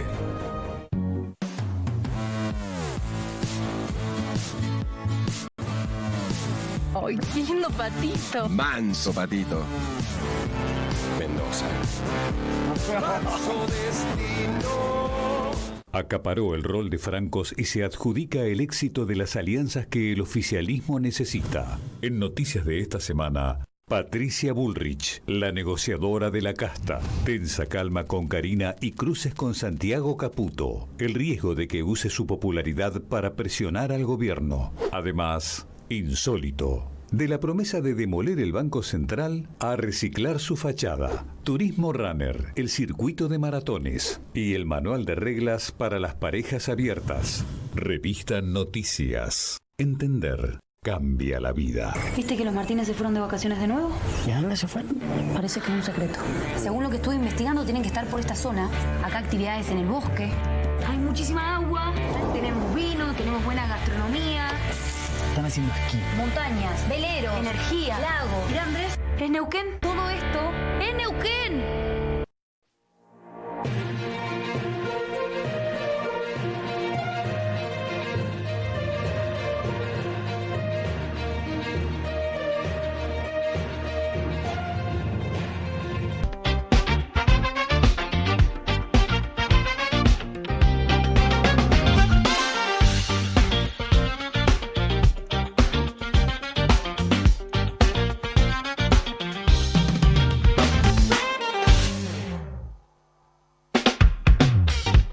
Martín Granovsky, ayúdanos a dimensionar lo que significa el mensaje de la Corte hacia Donald Trump respecto del tema aranceles.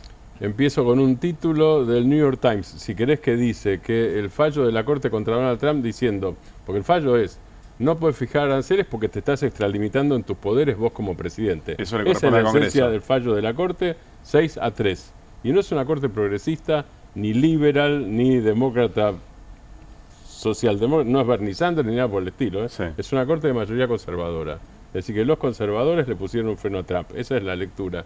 Y el título del New York Times, del corresponsal, el que cubre el Poder Judicial, el New York Times, es el día de la Corte hizo su día de la independencia. Y decir en Estados Unidos Independence Day es fuerte, porque Claro. así se habla de la independencia de los Estados Unidos y así se festeja el 4 de julio. Uno sabe lo de acá de la embajada, si sos invitado o si no sos invitado, no importa.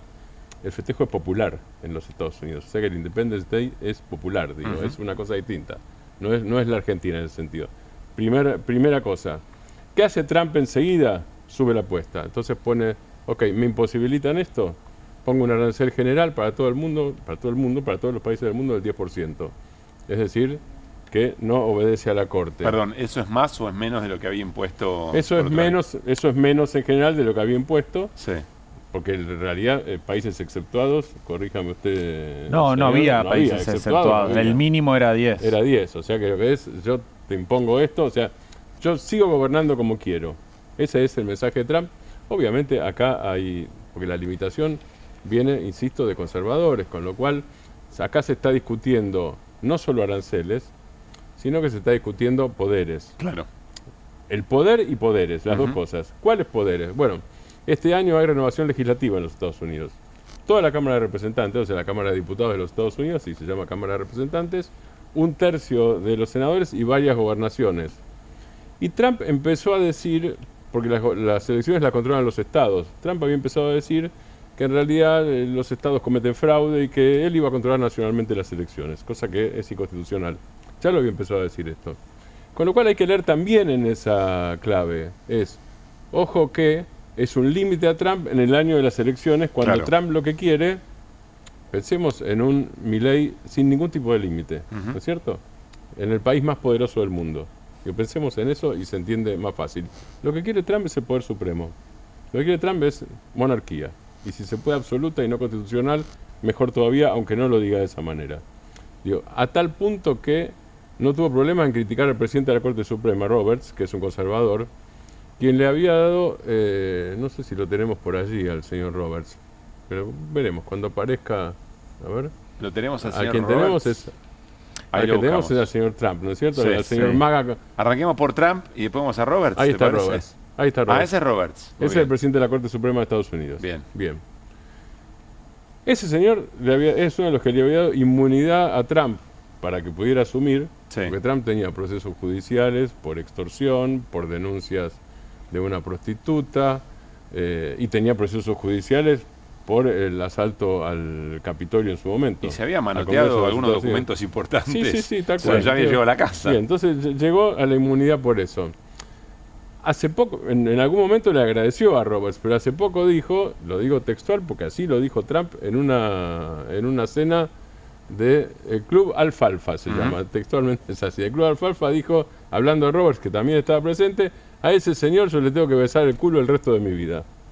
Bueno, hoy dijo que ese señor Roberts lo avergonzaba directamente. Era mucho. Que lo avergonzaba. Lo que dije en Alfalfa era Sí, mucho, no, me extralimité. Que lo avergonzaba. Pero básicamente es eso.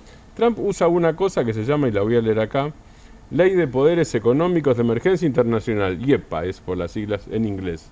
Y según la mayoría de la Corte, ese IEPA, que tiene muchos años, no autoriza al presidente a imponer aranceles. ¿Por qué? Porque los aranceles son impuestos.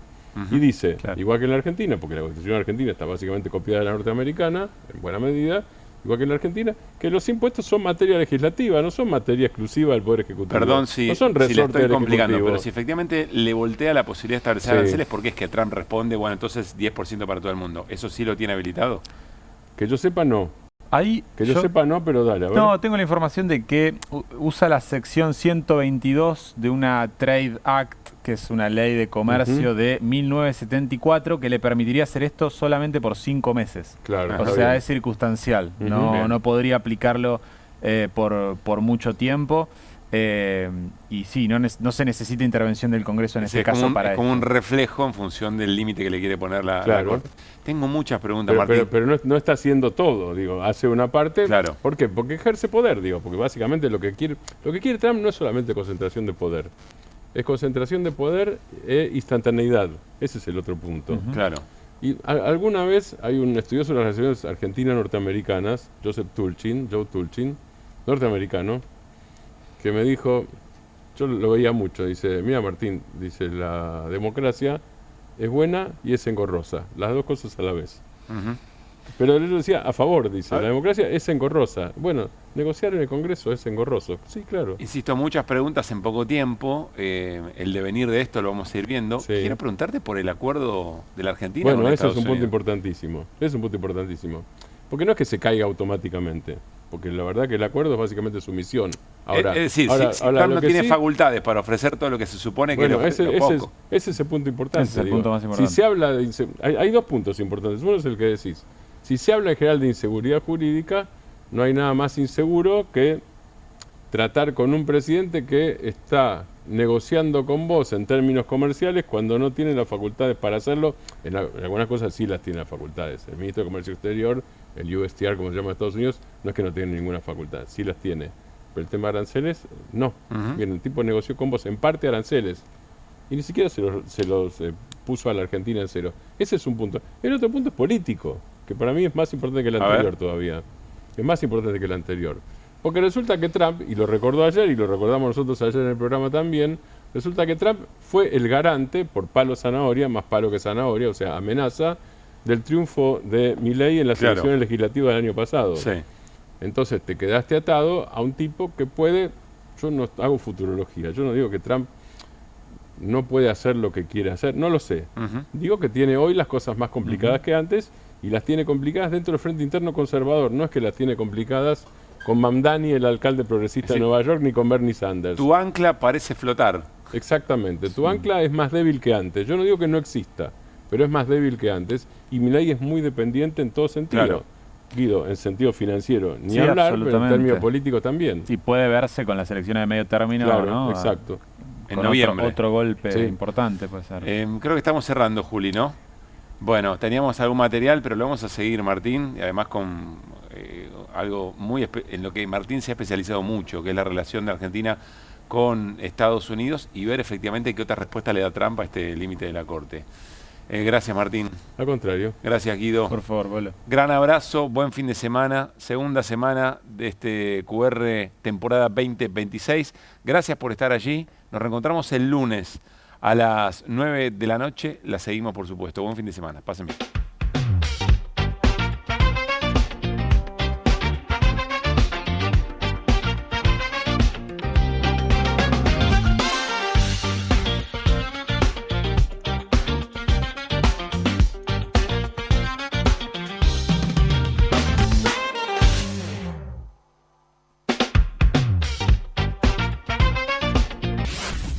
Canal E.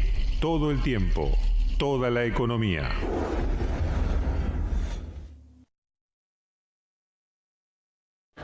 Hay un código para los que reservan en la tienda.